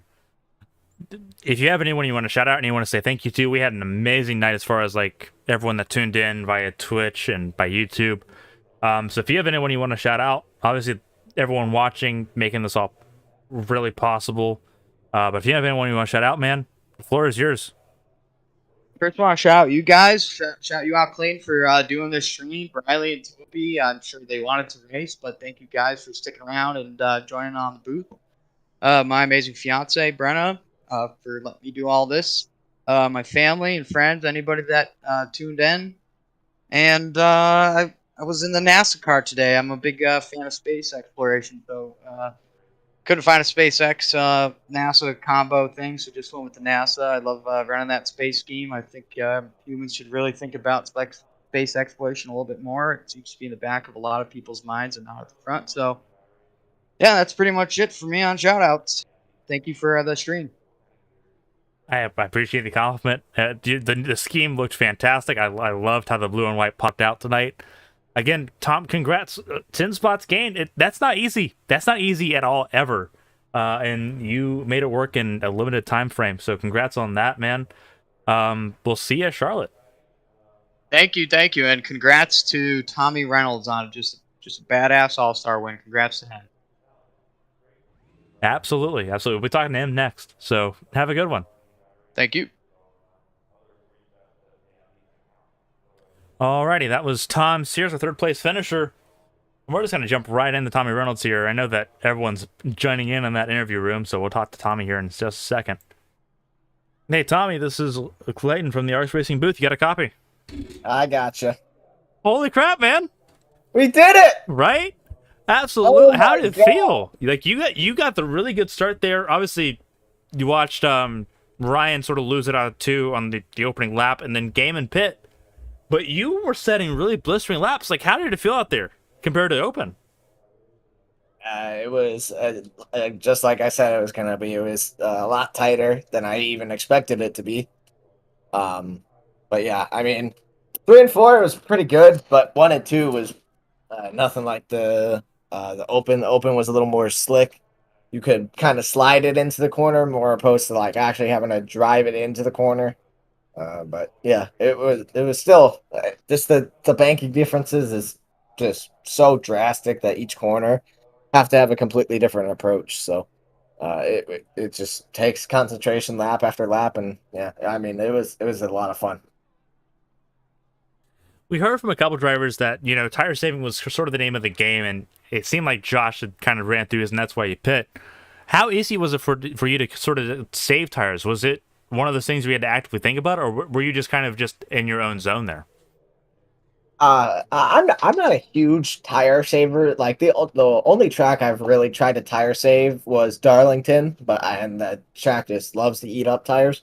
But from the start, I wasn't really saving here because even in the open, I think it was because of how many cautions we had. I felt like I was still able to keep like the same lap time going because the tires had gone through the heat cycle, so they were a lot harder, and you could just push lap after lap. But I mean, the fall off was noticeable, but it wasn't like crazy. I was really, really, really unsure why he pit, and I kind of started freaking myself out. But no, I throughout the race, I didn't really save. Well, it looked like That was kind of a question I was going to ask you there, Tommy. What was you thinking whenever a game had come down and pitted there? Was you thinking, holy crap, we might be eating up tires, or you think, how much fuel did you have left there at the end? Because we were actually surprised up here that you was able to go all the way to the end. We was thinking that you guys might have to pit. So, Well, I started freaking myself out because with how crazy the race format is, I thought we had some kind of mandatory pit stop because I mean I was completely fine. At the end of the race, I probably had what close to I don't know another 10 laps of fuel left. So I was just baffled at why he pit. I mean he was even pulling away from me, so his tires couldn't have been that bad. yeah, Which I just don't understand. we were all surprised, and I'm sure whenever you saw him go off pit road, that's another thing. I didn't know if you was happy to see him go off pit road, or a little skeptical, or a little scared there seeing him go off pit road. I think if we had like more time, he might have been able to catch me, but I mean, he was even at the end of the race, he was still 2 down. So I don't think the strategy was worth it because there was just no way for him to gain all that lost time back. Oh no, definitely no chance to gain back there. Yeah, it was absolutely insane. With obviously, so this is a big week, right? So we had the All Star race tonight, the Indy 500, which you're helping with the stewarding on Wednesday, and then Charlotte next week. Are we gonna see? Oh, I guess one is, are we gonna see you at Charlotte? And two, if we do see you, how good does it feel knowing that you've been able to sort of dominate Texas here, be able to get that off your back, and does that really help you sort of understand this car more going into Charlotte, where turn 3 and 4 here at Texas are going to be pretty similar? Well, Clayton, that's what I was talking about. I'm not going to be here the next 3 weeks. So Oh, if that's this right. was a points race, it would have been fantastic. Yeah. But Yeah, next week is the 500, and I will not be here. yeah, you'll And be then, in Indy probably. yeah, and then the other 2 weekends, I got stuff going on. So it's going to be rough. I'm hoping I can get lucky sometime after that and get a race win because I'm not sure I can sneak myself back into the playoffs after this. Feels good getting the win, but it really does suck that it's not for points. Well, I mean, hey, you've shown that you can do it. You were in position to potentially do it at Coda. Like, there's a lot of races I think that are in your wheelhouse in this calendar that are coming up, and like, it's hard to bet against you ever. It really is. So before we let you go and enjoy the rest of your night, it is 11:18 here on the East Coast. If there's anyone you want to shout out, obviously you're part of Team Sideswipe. You had Seth finish second behind you. But if there's anyone you want to shout out, anyone you say thank you to, the floor is yours, man. You won the All-Star race. You won both the Open and the All-Star race. Congratulations. Thank you. I mean, I would like to shout out Smeal Racing Designs for putting this paint scheme together. I'd like to shout out Alex Mkowski for being my crew chief tonight. And yeah, I'd just like to shout out Airmark too for sponsoring. You did a fantastic job. You led the most laps in the Open. You led the most laps in the All-Star race, man. After Indy, we'll see you in a few weeks. Hopefully, we get to see you back in victory lane here for points and lock yourself into the playoffs. I hope I do too. Thank you. Congratulations on the win, buddy. Alrighty. So that's going to do it for everyone here at Texas. Absolutely crazy racing.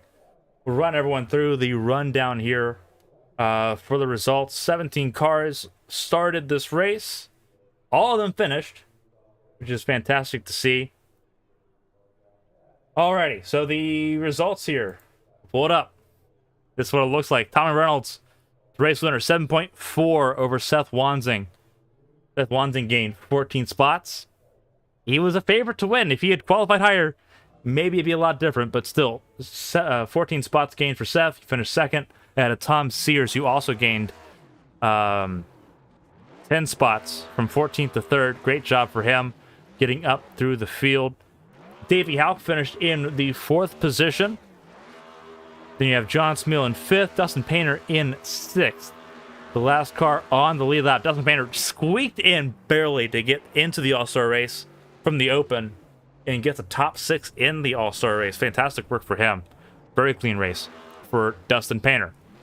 Rich Catania, James Kerr, they had just gone a lap down before the race ended.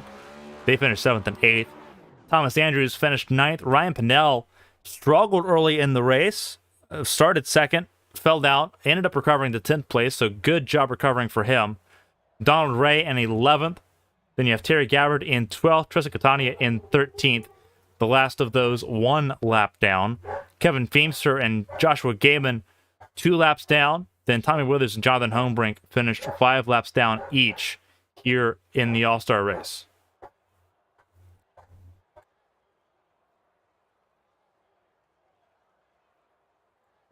But that is going to do it for everyone here at Texas Motor Speedway. I was joined by Bradley Wright and Toby Estes. If you guys have any final thoughts, the floor is yours. Go ahead, Toby. Brad. I mean, all around, it was a really good race. I mean, you know, it goes green the whole way. First for A Squared this year. I mean, it's good to see good to see one go green. Hopefully we can get something like that. Hopefully this week or next week coming up with Charlotte. It sucks that there was no bandits in the All-Star race tonight, but I definitely had a blast calling this race with you guys, and I just want to thank you for the opportunity to let us both be in the booth with you tonight. I appreciate it. It was a fun night. It was a very quick night. It was a very different night. Absolutely enjoyed it. Thank you both for joining me. Obviously, both of you guys have done fantastic in the regular season up to this point. So with Charlotte coming up, good luck to both of you because you guys will be racing next week. But thank you for joining me tonight. It was a lot of fun. We can't wait to do this again. Oh, for sure. But with that being said, for Toby Estes, for Briley Wright, I'm Clayton Hardy. Thank you for watching ARCS Racing Networks here. The All-Star Race of Texas is complete. Next time we see you, it'll be Rick James TV broadcasting the 500 miles at Indy on Wednesday.